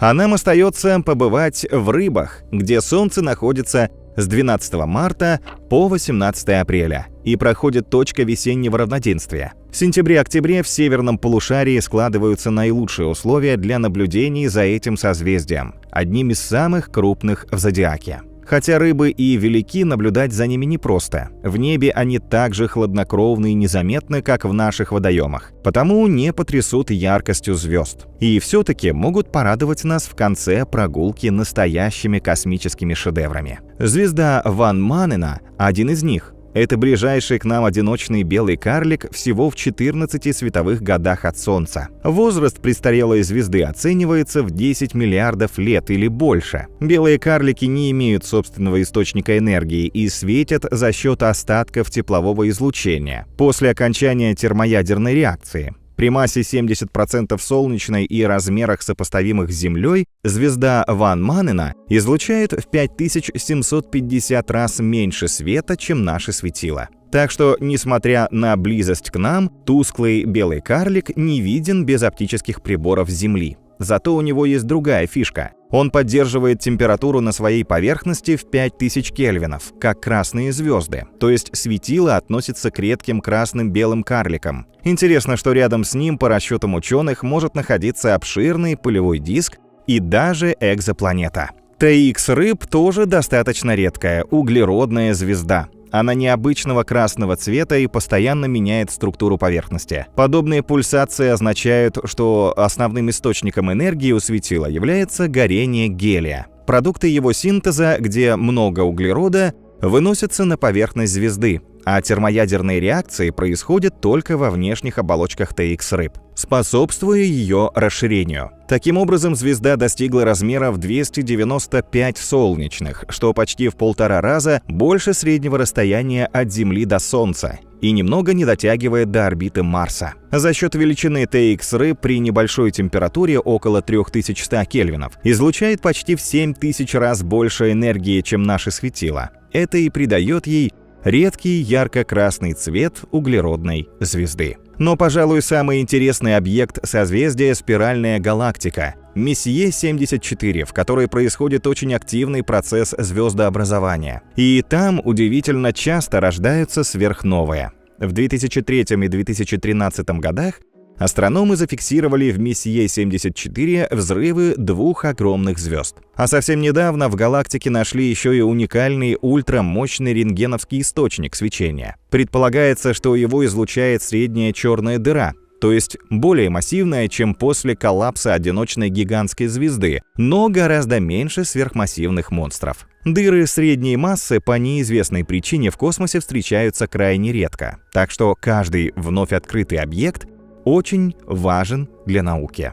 И на этом путешествие по зодиаку можно было бы закончить. Но как же заявление НАСА, что созвездий в нем больше, чем 12? Американское космическое агентство подтвердило в Твиттере, что на самом деле Солнце проходит через 13 созвездий. И никакой сенсации здесь нет. Это научный факт. Хотя добавлять в зодиак 13-е созвездие никто не собирается. Действительно, с астрономической точки зрения, в течение года наши светила регулярно проходят через 13 созвездий. Кроме тех, что мы рассмотрели, это еще и Змееносец. Солнце находится в нем с 30 ноября по 17 декабря, то есть Змееносец расположен между Скорпионом и Стрельцом. Это знали еще вавилонские астрономы, но 13-е созвездие не укладывалось в их календаре, состоящем из 12 лунных месяцев. В данной ситуации они сочли, что самым простым и удобным будет не включать Змееносца в карты зодиака. Современные западные астрономические карты созвездий тоже составлены в рамках данной концепции. Впрочем, тема 13-го созвездия периодически всплывает, и кто-то из ученых или астрономов-любителей настаивает на том, чтобы Змееносец попал в зодиак. Да и не только он. В 1970-х годах предлагалось сделать зодиакальным созвездие Кита. Это предложение астрономическое сообщество быстро отвергло, потому что Солнце находится в Ките лишь один день в году. Однако, если когда-то у ученых возникнет желание расширить зодиак, то 14 созвездий тоже не предел. Давайте забудем на время об общепринятых правилах и посмотрим, сколько созвездий в реальности расположено вдоль эклиптики. Их окажется аж 25. И вот почему. Отметим еще раз, что зодиак — это пояс неба, по которому проходят видимые пути Солнца, Луны и планет Солнечной системы. Он не плоский, а простирается приблизительно на 8 градусов вверх и вниз от линии эклиптики. Всего на данном участке пространства находится 25 созвездий. Кроме тех, что мы уже назвали, это Ворон, Чаша, Гидра, Орион, Пегас, Щит, Секстант. А Венера иногда оказывается в созвездиях Возничий, Малый Пес, Змея и Орел. Она является единственной планетой нашей системы, которая проходит через все 25 созвездий. Мало того, если включить в список еще и орбиту Плутона, которая отклонена от области эклиптики на 17 градусов, то сюда войдут еще Волопас, Волосы Вероники, Эридан и Малый Лев. Но области зодиака имеют только созвездия эклиптики, по которым проходит Солнце. И согласитесь, традиционное определение зодиакальных созвездий наиболее для нас удобно. Благодаря им мы можем говорить об одних и тех же космических объектах в историческом и астрономическом контексте. По зодиакальным созвездиям, правда, уже не определяют путь мореплаватели, как в старину. Однако современным астрономам они по-прежнему помогают ориентироваться на небе и быстро определять положение различных звезд, туманностей, скоплений. Ну а участникам нашей прогулки традиционный зодиак напоследок предоставит еще один бонус. Кроме многочисленных достопримечательностей, с которыми мы познакомились, он позволит любоваться удивительным зодиакальным светом. Феномен получил свое название из-за простой видимости в созвездиях зодиака. Это слабое свечение возникает из-за рассеивания солнечного света по частицам межпланетной пыли. Увидеть его загадочный треугольник можно вскоре после захода или перед восходом Солнца, почти в любой точке земного шара, и еще раз насладиться бесконечной красотой космоса. Мы уже не раз путешествовали с вами, дорогие зрители, буквально на край света. На расстоянии 13,5 миллиарда световых лет нашли спиральную галактику Рейблс-25, очень похожую на Млечный Путь. А в 13 миллиардах световых лет любовались голубым гигантом Эарендель или утраченной звездой. Однако нередко яркие впечатления ждут нас буквально за углом. Представляете, черные дыры бывают не только в космосе. Достаточно нырнуть в земной океан, и можно познакомиться с таким монстром. Так что сегодня мы отправимся не вверх, в бесконечные просторы Вселенной, а вниз, в необъятные пучины океана, и поищем там неземные вещи. Готовьте самые крутые костюмы для подводного плавания. Спускаться на дно придется долго. Путь во многом неизведан и полон загадок. О глубинах Мирового океана, который состоит из Атлантического, Индийского, Тихого, Южного и Северного Ледовитого, ходят настоящие легенды. В его безднах якобы скрываются невероятные древние монстры, инопланетные базы и даже целые города с разумными существами. Конечно, это лишь легенды, но вот связь океана со Вселенной вполне реальная тема. Недаром в путешествии мы во многом будем ориентироваться на НАСА и узнаем, что ищет космическое агентство в океанах Земли. Начнем свою подводную одиссею, просто выйдя на берег океана. Он всегда так прекрасен, что космические эмоции нам обеспечены. В интернете полно снимков, где водные пейзажи кажутся неземными. Вот фото, на котором ночной океан похож скорее на инопланетный ландшафт. Здесь облака создают впечатление призрачного судна, плывущего где-то за пределами Земли. А как вам это изображение? Океан и небесное полотно слились на нем воедино, и картина получилась просто фантастическая. Конечно, такие великолепные виды еще нужно найти, поймать в объектив. Это, можно сказать, редкость. Но и в самом обычном своем виде океан завораживает не меньше. Темно-синий, голубой или бирюзовый, каким он только не бывает. А вы видели воду цвета травы? Ученые говорят, что гигантский водоем с каждым годом зеленеет. Сильнее всего это заметно в районе экватора. Снимки со спутников из космоса, которые ученые получают в последнее время, тоже зафиксировали подобный процесс. 56% поверхности Мирового океана в период с 2002 по 2022 год стали заметно зеленее, а это больше площади всей земной суши. По словам ученых, процесс может быть результатом изменения климата, причем не в лучшую сторону. Цвет океана определяется поверхностным слоем воды. Как правило, чем больше там фитопланктона, который использует зеленый хлорофилл для фотосинтеза, тем зеленее вода. И наоборот, чем меньше в воде водорослей и микробов, тем она голубее. Океан зарастает водорослями из-за глобального потепления, и это может нанести вред окружающей среде. Фитопланктон меняет температуру воды, ее прозрачность и содержание в ней питательных элементов. Исследователи уже не раз наблюдали кратковременные, но весьма печальные последствия взрывного роста фитопланктона. Он использовал все запасы кислорода в воде, оставляя после себя мертвые зоны. Из них могли выбраться далеко не все живые организмы. Так что в палитре природы зеленый для океана не лучший цвет. А как насчет кроваво-красной краски? В Тихом океане у побережья Австралии иногда создается впечатление, будто кто-то вылил в воду море свежей крови. Что за ужасная бойня там происходила? На самом деле ни о каких страшных событиях речь не идет. Всему виной опять лишь цветение редких водорослей. Впрочем, эти растения действительно не так уж безобидны, поскольку содержат паралитические токсины, смертельные для моллюсков.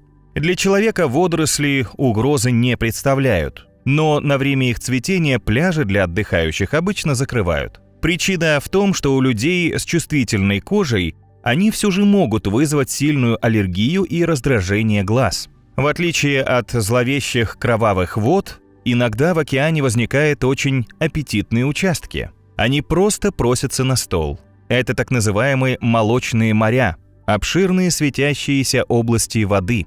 Несмотря на множество фото этого явления, причины его возникновения до сих пор точно неизвестны. По одной из версий, над этим опять же поработали микроорганизмы. Продолжительное свечение молочного цвета на обширных участках воды создают люминесцентные бактерии Vibrio hervei. Словом, даже на поверхности океана во время путешествия мы увидим множество удивительных вещей. Да и сам способ передвижения для этого можем выбрать необычный.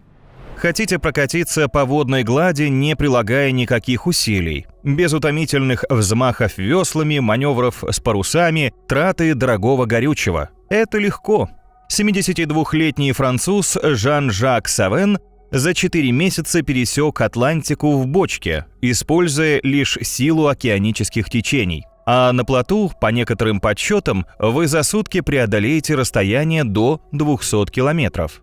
Но главная фишка в том, что если захотите повторить путешествие, то с каждым годом сможете делать это быстрее и быстрее. По мнению ученых, океан набирает скорость. Почему так происходит? И что случится с нами, если необъятная глыба воды в дальнейшем окончательно сорвется с тормозов? До последнего времени наблюдения ученых давали противоречивые сведения об изменении скорости океанических течений. Так, некоторые крупные региональные потоки, подобные Куросио в Тихом океане, показывают мало признаков ускорения. Во всех исследованиях они выглядят довольно стабильными, а известный своей силой Гольфстрим с годами, наоборот, слабеет. По данным немецких океанологов, с середины 20 века течение потеряло 15% скорости. Теперь оно переносит на 3 миллиона кубометров в год воды меньше, чем раньше. Показатель соответствует стоку 15 таких огромных рек, как Амазонка. В то же время многие тихоокеанские течения, наоборот, усиливаются.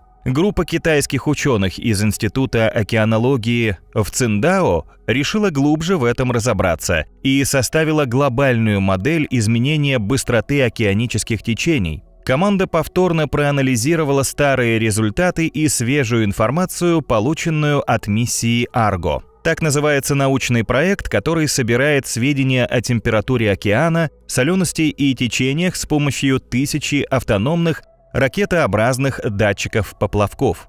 Анализ наблюдений показал, что течения сейчас движутся быстрее, чем 2 десятилетия назад. В целом, во всем глобальном океане с 1990-х годов энергия передвижения воды усиливается на 5% каждые 10 лет. Причем не только в верхних водах, но и во внутренних, на глубине до 2000 метров. В целом показатель ускорения течений получился намного выше, чем можно ожидать от естественных колебаний климата и окружающей среды. Некая странная сила все быстрее и быстрее гонит воду. Ученые считают, что во всем виновато опять же глобальное потепление, которое провоцирует усиление ветров на планете. Они летят над океаном на 1,9% быстрее каждое десятилетие. Ветры увеличивают скорость течений на поверхности, а затем ускорение проникает в более глубокие воды. И все чаще глобальное потепление вызывает в зонах усиления ветров настоящие ураганы. Им посвящена совместная работа ученых НАСА и Американского национального управления океанических и атмосферных исследований. В НАСА считают, что исследование земных ураганов поможет разобраться с вихрями в космосе. Самый знаменитый из них – большое красное пятно размером с Землю, который уже более 350 лет бушует на Юпитере. Но несмотря на многочисленные исследования о его природе и причинах возникновения, наука до сих пор не дала однозначный ответ. О земных бурях известно гораздо больше. Исследования показали, что из-за роста температуры в Северной Атлантике они с каждым годом набирают мощь. Например, в 2019 году на Багамы обрушился Дориан, который стал вторым по мощности ураганом за всю историю инструментальных наблюдений. Он сносил дома местных жителей, разрушал коммуникации, число жертв удара стихии по самым оптимистическим подсчетам составило около 10 человек. Глобальное потепление также вызывает таяние ледников Арктики и Гренландии, которое в свою очередь разгоняет течение. Причем в последнее время процесс достиг пугающих темпов. К такому выводу пришли 89 ученых из 50 международных организаций, проанализировав спутниковые снимки Гренландии за последние 30 лет. Они исследовали динамику изменения береговой линии острова. Оказалось, что сейчас, по сравнению с 1992 годом, ледники там стали таять в 7 раз быстрее. За это время Гренландия потеряла 3,8 триллиона тонн льда, что соответствует росту уровня Мирового океана на 10,6 мм, а к концу 21 века он может подняться на 7 сантиметров. Под влиянием этих процессов океанические течения и дальше, скорее всего, будут набирать скорость. Однако ученым еще предстоит выяснить, насколько масштабным окажется подобное явление и каковы другие возможные причины более быстрого движения вод. Исследователи считают, что для окончательных выводов пока мало наблюдений, к примеру, за циркуляцией вод в более низких глубинах океана. Но уже сейчас известно, что с ускорением течений могут поменяться температура, соленость и другие характеристики Мирового океана. Это, в свою очередь, изменит его экосистему, которая является самой огромной в мире, и многие из его обитателей могут исчезнуть, если температура воды повысится, ведь тогда в ней станет меньше кислорода. Сейчас океан покрывает примерно 70% поверхности Земли. Огромная всемирная бочка занимает 361 миллион квадратных километров, а ее средняя глубина – 3682 метра. И везде, даже в самых ужасных безднах, есть жизнь. При этом большая часть океана, а также его обитателей, нам неизвестны. Ученые иногда шутят, что Мировой океан изучен хуже, чем обратная сторона Луны или Марс. Это вполне оправданное утверждение. Сейчас, по разным данным, необъятный водоем исследован не более чем на 2-5%.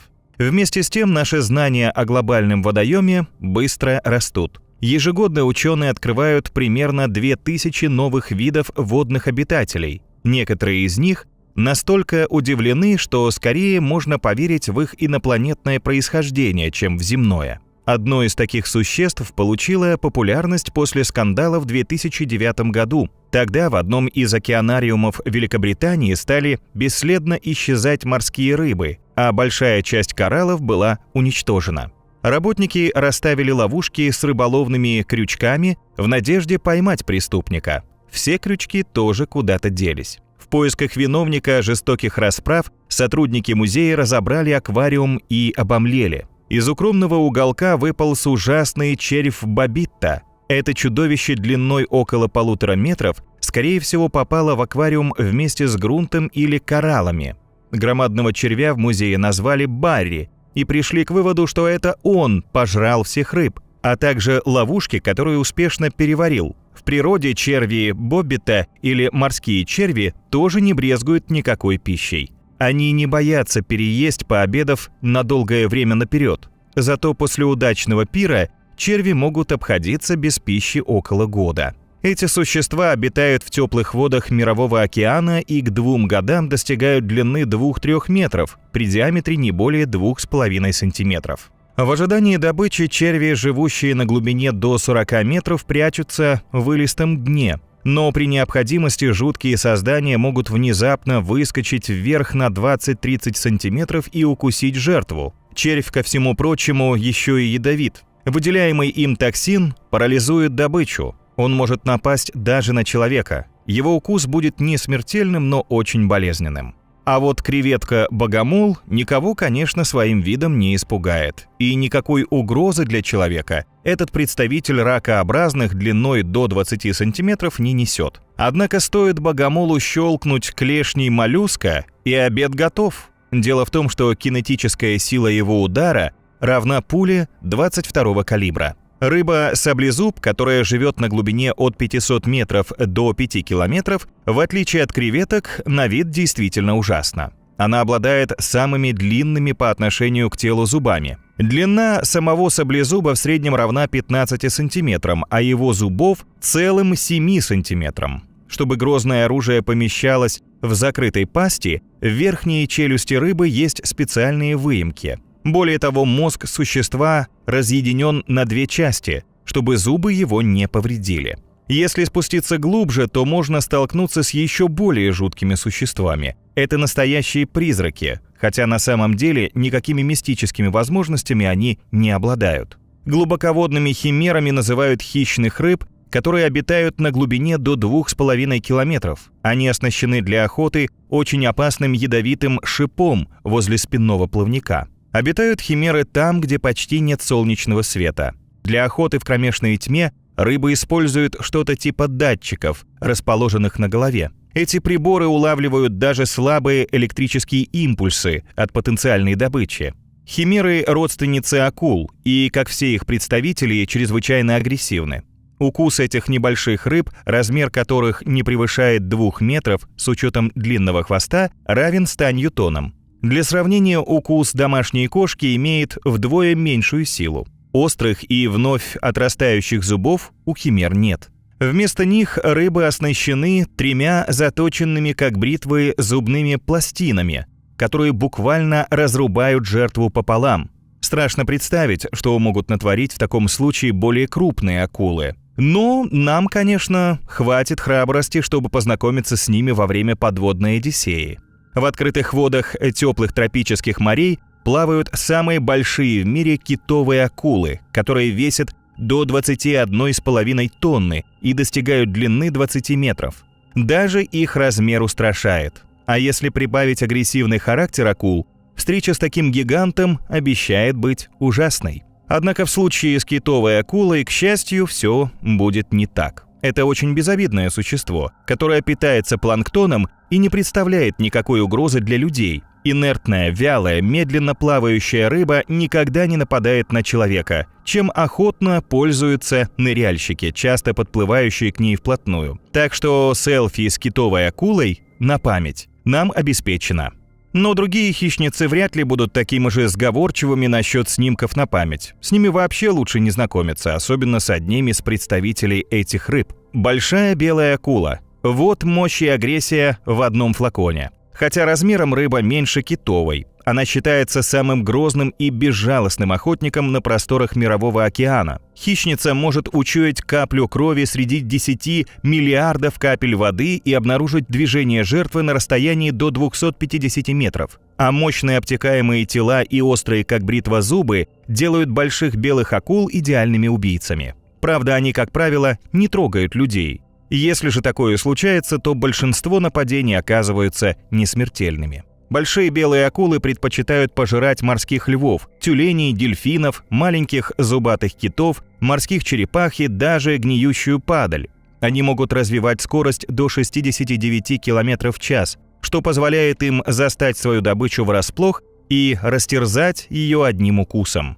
А теперь представьте, что 3-4 таких монстра соединились в одно чудовище. Получите мегалодона, самую большую акулу из всех когда-либо существовавших. Мегалодонов считают вымершими. Но что если гиганты все еще плавают где-то в неизведанных глубинах океана? Такой обитатель наверняка натворит в водном сообществе больших бед. Даже свирепая большая белая акула, скорее всего, станет для мегалодона просто отличным лакомством. Да что там белая акула? Мегалодоны, отпетые каннибалы, не щадили и своих. В день этим суперхищникам нужно было съедать не менее 1200 килограммов мяса. Ни одно современное животное не смогло бы тягаться с этим хищником.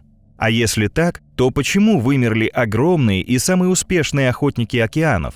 На этот счет существует много гипотез. Для нас, космических путешественников, будет особенно интересна одна из них. Возможно, с мегалодонами расправилась сверхновая звезда 2,6 миллионов лет назад. На Землю тогда обрушился плотный поток мюонов. Эти сверхтяжелые электроны, которые проходят через атмосферу с космическими лучами. Уровень радиации в мюонах, которые каждый день попадают на Землю, небольшой. Но вот их ливень способен был убить мегалодонов. И, может, гигантских монстров просто вытеснили уже знакомые нам большие белые акулы. Они как раз в это время дебютировали в Мировом океане. И пока ученые не могут сойтись во мнении, как же именно и почему вымерли мегалодоны, в процессе появляются шокирующие свидетельства очевидцев. Они утверждают, что видели мегалодонов так же близко, как сейчас к вам находится экран монитора. Австралийские рыбаки с острова Брутон, например, готовы поклясться, что они встречались с жуткими созданиями лично. Конечно, это всего лишь слова. Но в конце концов, бездны океана почти не изучены. И где гарантия, что там все еще не водятся древние гигантские чудовища? Хотя в глубинах вод очень холодно, отдельные мегалодоны могли приспособиться к неблагоприятным условиям. Впрочем, у нас есть возможность больше разузнать об этом у тех, кто уже побывал на самом дне океана. И для начала поищем, где находится наиболее глубокое место мирового водоема. последние годы океанологи с помощью новейших ультразвуковых эхолотов вдоль и поперек прочесали все водные закоулки планеты. Они определили, что в бескрайнем водоеме существуют настоящие бездонные пропасти. Такие места представляют собой разломы земной коры, которые принято называть впадинами или желобами. Пальма первенства принадлежит Марианской впадине, расположенной в Тихом океане. По последним измерениям, ее глубина составляет 11 022 метра. Представьте, в ее самом глубоком месте, бездне Челленджера, легко можно утопить величайшую в мире гору Эверест. Высота этого пика достигает 8848 метров, но до поверхности океана он, понятно, все равно бы не дотянул. К счастью, никто гору в бездну Челленджера пока опускать не додумался, но любознательные люди давно пытаются подсмотреть, что творится в ее глубинах. Американская океанографическая экспедиция из Университета Нью-Гэмпшира в США с помощью специального оборудования обнаружила на поверхности дна Марианской впадины настоящие горы и даже 4 каменных моста, конечно, естественного происхождения, которые простираются на 69 километров. Но находятся ли эти природные чудеса на самом дне? Существуют ли в океане места глубже бездны Челленджера? На этот счет есть множество предположений, и некоторые очень интересные, хотя скорее конспирологические. Одно из них гласит, что дно Мирового океана спрятано в обычном Российском озере. По крайней мере, такую невероятную версию широко обсуждали в социальных сетях. Дело в том, что в 2003 году в Солнечногорске, в озере с подходящим названием «Бездонное», местные обнаружили спасательный жилет ВМС США. На нем была идентификационная надпись о том, что это амуниция матроса Сэма Беловски с эсминца «Коуэлл», взорванного террористами в 2000 году в Аденском порту. Событие подогрело давно ходивший слух, что озеро, глубину которого до сих пор никто не смог измерить, является дном Мирового океана. Правда, дно, как у старой кастрюли, немного протекает. Вот и просачивается сквозь него вода, а иногда попадаются сюрпризы с другого конца света, такие как американский жилет. Может ли это быть чем-то более серьезным, чем пустые домыслы? В истории человечества не раз случалось, что ученые в конце концов подтверждали доводы людской молвы. Однако в нашем случае никто из компетентных специалистов пока не высказал мнение, что самым глубоким местом океана является озеро. Но кое-какая связь с этой идеей все-таки в реальности существует. Недавно международная группа ученых пришла к выводу, что дно океана на самом деле напоминает по форме огромный сэндвич, и бездна Челленджера всего лишь заканчивает первый слой этого необъятного бутерброда, состряпанного природой. На следы второго слоя большого подводного океана исследователи наткнулись совершенно случайно. Группа изучала уникальные бактерии, которые обитают в горячих термальных источниках. Микроскопические существа получают энергию, окисляя сероводород или разлагая метан. Оказалось, что микроорганизмы могут проникать на 5 километров ниже морского дна. Значит, на такую же глубину опускаются и воды океанов. Ведь без них бактерии не смогли бы выжить. Под морским дном существует еще один огромный водоем. Судя по всему, он представляет собой систему узких ходов и резервуаров, заполненных морской водой и сообщающихся с океаном. Не исключено, что под этим вторым слоем океанского сэндвича расположен и третий. Сколько всего таких слоев еще может открыть наука, и куда они ведут, сейчас представить трудно. Ясно одно – добраться до дна Мирового океана нам на сегодняшний день не удалось. Пока самым глубоким местом большинство океанологов все же считает Марианскую впадину. Причем невероятную глубину желоба подтвердили не только приборы. В эту пропасть, где давление в 1000 раз больше, чем в обычном море, с риском для жизни уже не раз спускались люди. Впервые в 1960 году на батискафе «Триест» в бездну погрузился американец Дон Уолш и швейцарец Жак Пикар. На ее дне, кроме грязи и слизи, они увидели множество плоских, жутких рыб и тени каких-то химер. В желобе нашли гигантских 10-сантиметровых амеб, называемых ксенофиофорами. Эти мутанты обладают невероятными свойствами. Они устойчивы к воздействию урана, ртути и свинца, убивающие все живое. А на глубине почти 11 тысяч метров команда обнаружила нечто еще более экзотическое. Дно оказалось буквально выслано ковром из микроорганизмов. Нижняя часть подстилки состояла из странных нитевидных кустов на подводных скалах. Судя по всему, эти наросты поставляют микроорганизмам химическую пищу. Исследователи полагают, что здесь следует искать корни метаболизма. Нечто подобное могло вызвать химические процессы, которые привели к зарождению земной и, возможно, инопланетной жизни. Речь идет о таких небесных телах, как Европа, ледяная луна Юпитера. Позже другие смельчаки замечали в самом глубоком месте океана рыб на паучьих ногах и светящихся чудовищ. Один из исследователей бездны даже пошутил, что не удивится, если однажды в ее водах будет обнаружена гигантская ящерица Годзилла, хотя никаких гигантов на дне океана пока не нашли. Мечту о том, что мы найдем мегалодонов в Марианской впадине или других безднах, похоже, тоже пора оставить. Даже если бы громадная рыбина и приспособилась к суровым условиям дна океана, она все равно бы умерла бы от голода. Маленькие рыбешки, амебы и микроорганизмы совсем не то, что ей нужно на обед. Тем более, что даже такой скромной по размерам живности в Марианской впадине, похоже, очень мало. Да что там мало. Есть свидетельство, что там практически пусто. Известный кинорежиссер Джеймс Кэмерон в 2012 году, побывав в бездне Челленджера, заявил, что был там абсолютно один. Пучина не скрывала каких-то живых существ, а тем более монстров. Самым страшным кошмаром для исследователя стало чувство полной изоляции от человечества. Тем не менее, путешествие оказалось просто космическим. Американский кинорежиссер сравнил погружение в бездну Челленджера с полетом на другую планету. Он увидел особый, изолированный от всего человечества уникальный мир, пейзаж которого больше напоминал лунный, чем земной. В НАСА тоже уверены, что морские глубины действительно скрывают многие секреты Вселенной. В космическом агентстве подтверждают, что о Марсе и Луне сейчас известно намного больше, чем об океанском дне. Ближайшие миссии организации призваны это изменить, добившись двух целей. Первая из них заключается в том, чтобы понять природу океанов на других планетах, по аналогии с земным. С другой стороны, секреты земного океана тесно связаны с космосом. Вся фишка в том, что истоки всех наших водоемов находятся на звездах. Именно там, предположительно, рождается вода.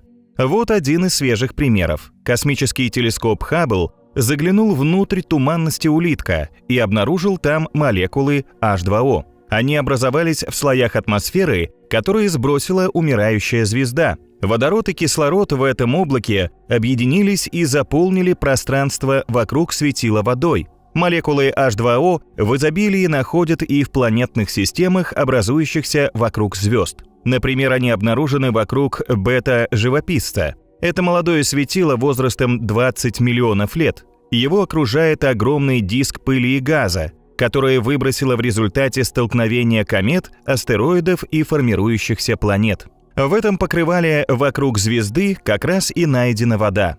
По одной из версий, на молодую Землю ее также занесли кометы и астероиды. Изучив океаны на нашей планете, НАСА надеется лучше понять процессы появления воды за пределами Земли. Вторая цель космического агентства – развитие технологий для работы в экстремальных условиях во время океанических миссий.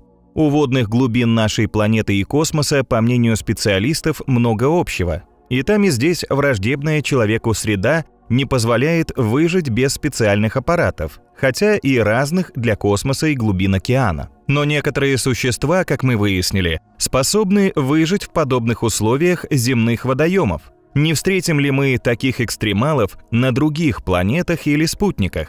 У Европы, Луны Юпитера, под слоем льда, скорее всего, скрывается соленый океан глубиной от 60 до 150 километров. Он содержит вдвое больше воды, чем все океаны Земли. Солнечный свет не проникает сквозь ледяной панцирь, хоть он испещрен трещинами и разломами. В этих глубинах может скрываться кто угодно. Для поиска экстремалов в НАСА выделили в океане труднодоступную область на глубине свыше 5 километров. Ее назвали зоной Аида по имени древнегреческого бога подземного царства. Размер океанского дна в том регионе примерно равен площади Австралии.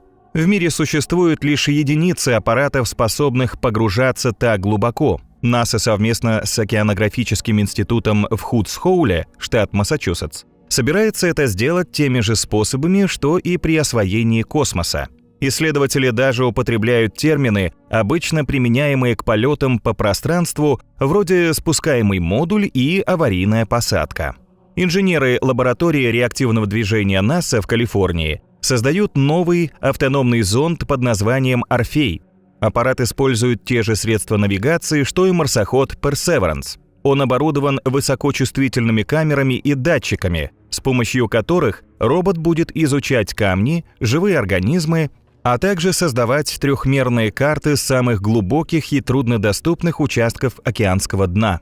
Давление в зоне Аида сопоставимо с тем, что отмечается на спутнике Европе, который находится на расстоянии 628,3 миллиона километров от нашей планеты. Роботы, предназначенные для погружения в мировой океан, теоретически смогут проделывать то же самое на Луне Юпитера. Разумеется, от робота, работающего в океанских глубинах или в открытом космосе, потребуется полная автономия. И хорошо, если он сможет самостоятельно принимать решения, находить и классифицировать молекулы ДНК, определять химический состав воды. Это сложные задачи, но в НАСА надеются справиться с ними. Орфею придется столкнуться с безумным давлением и перепадами температуры.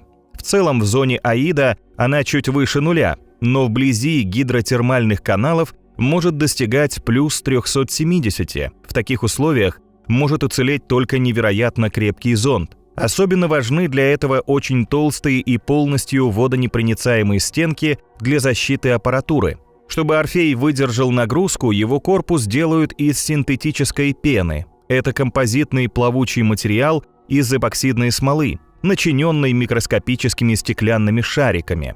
Интересно, что при создании аппарата в ход также идут остатки от постройки батискафа Deep Sea Challenger, в котором Кэмерон погрузился на дно Марианской впадины. К тому же специалисты не забывают, что на глубине темно хоть глаз выколи, так что Орфей оснастят мощным прожектором-вспышкой. Для экономии энергии робот будет включать его, только делая снимки или собирая образцы. НАСА также выполняет проект под названием SABSEA, объединяющий изучение космоса и океана.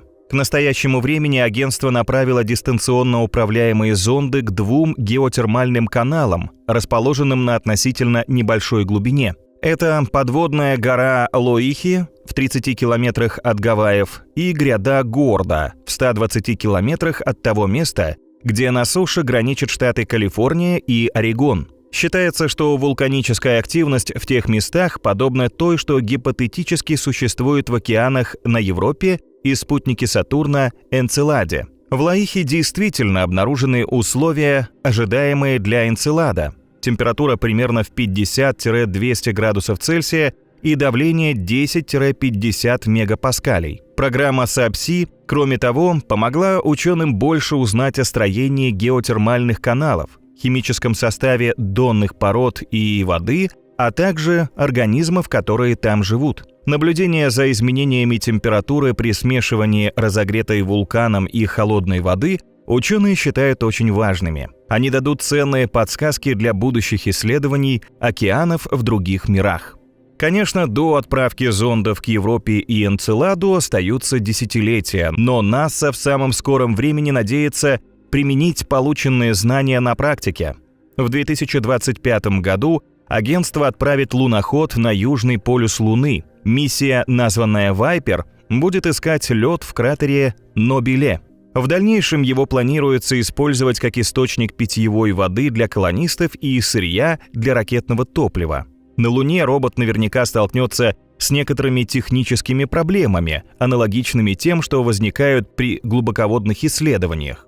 В ходе реализации проекта Viper команде придется давать команды с Земли в режиме реального времени, анализировать данные и быстро по обстановке принимать решения.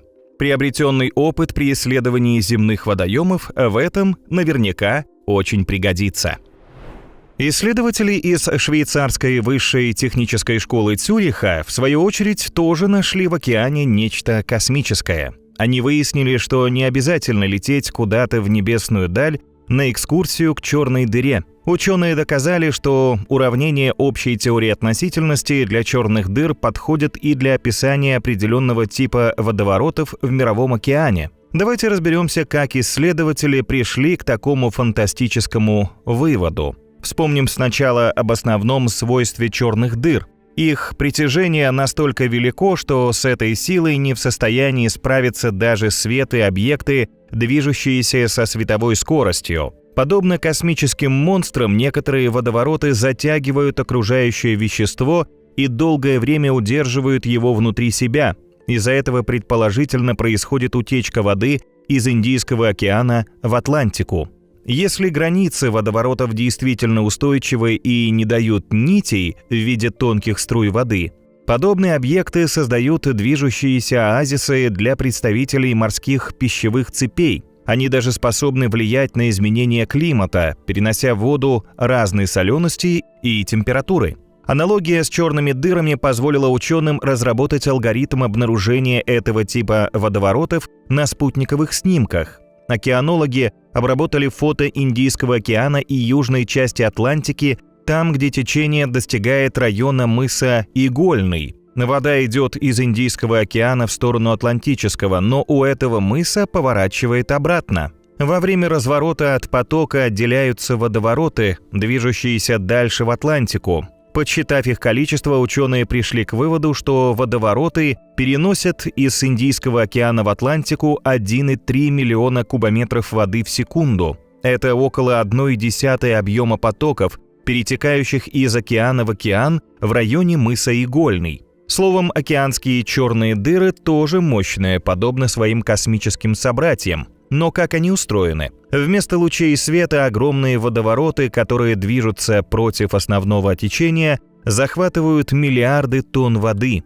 Эти гиганты превышают размерами целые города. Их сила настолько велика, что у попавшего внутрь объекта нет шанса выбраться наружу.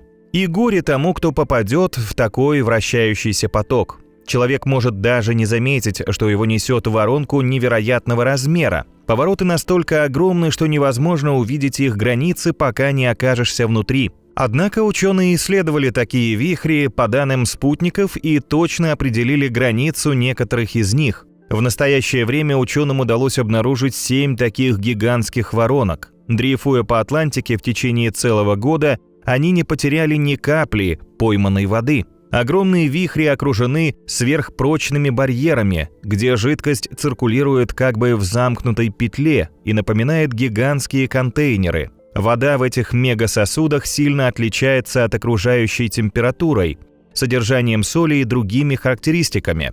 Кроме того, океанские черные дыры невероятно стабильны и зачастую выполняют роль подводного такси. Внутри воронок различные микроорганизмы с комфортом перемещаются из одной части океана в другую. Ориентируясь на спутниковые снимки, ученые пришли к выводу, что вихри засасывают в себя воду из гигантского водоема таким же образом, как черные дыры в космосе поглощают свет. Излучение изгибается вокруг дыры и создает фотонную сферу в соответствии с терминологией теории относительности Эйнштейна для черных дыр. А водовороты в океане создают подобные сферы из частиц жидкости. Они движутся в замкнутой петле без возможности из нее вытечь.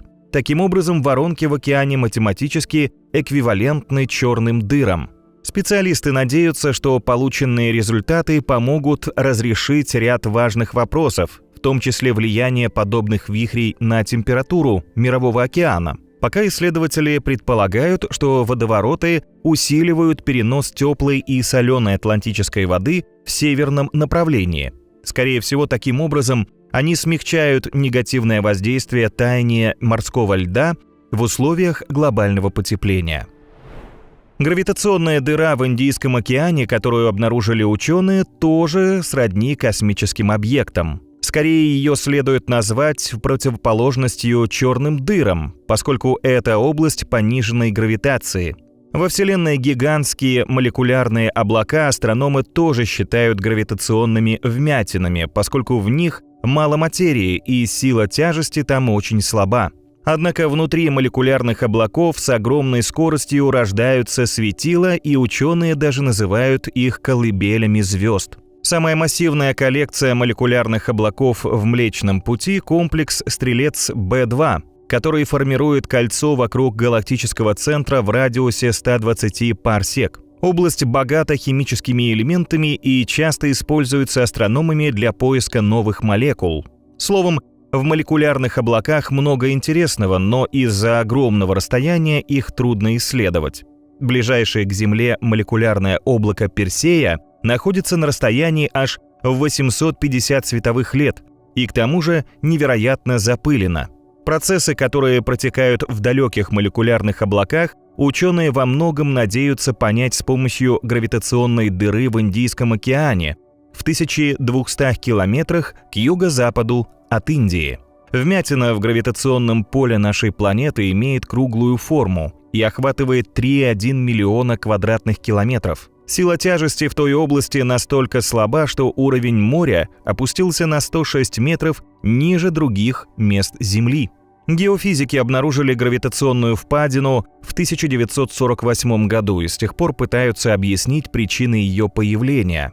Наиболее обоснованный ответ появился только в 2023 году. Ученые с помощью 19 компьютерных моделей исследовали движение мантии Земли и тектонических плит за последние 140 миллионов лет. В ходе работы выяснилось, как в океане образовалась гравитационная дыра. Земные глубины просели после гибели древнего океана Тетис. 180 миллионов лет назад такой водоем существовал между суперконтинентами Лавразией и Гондваной.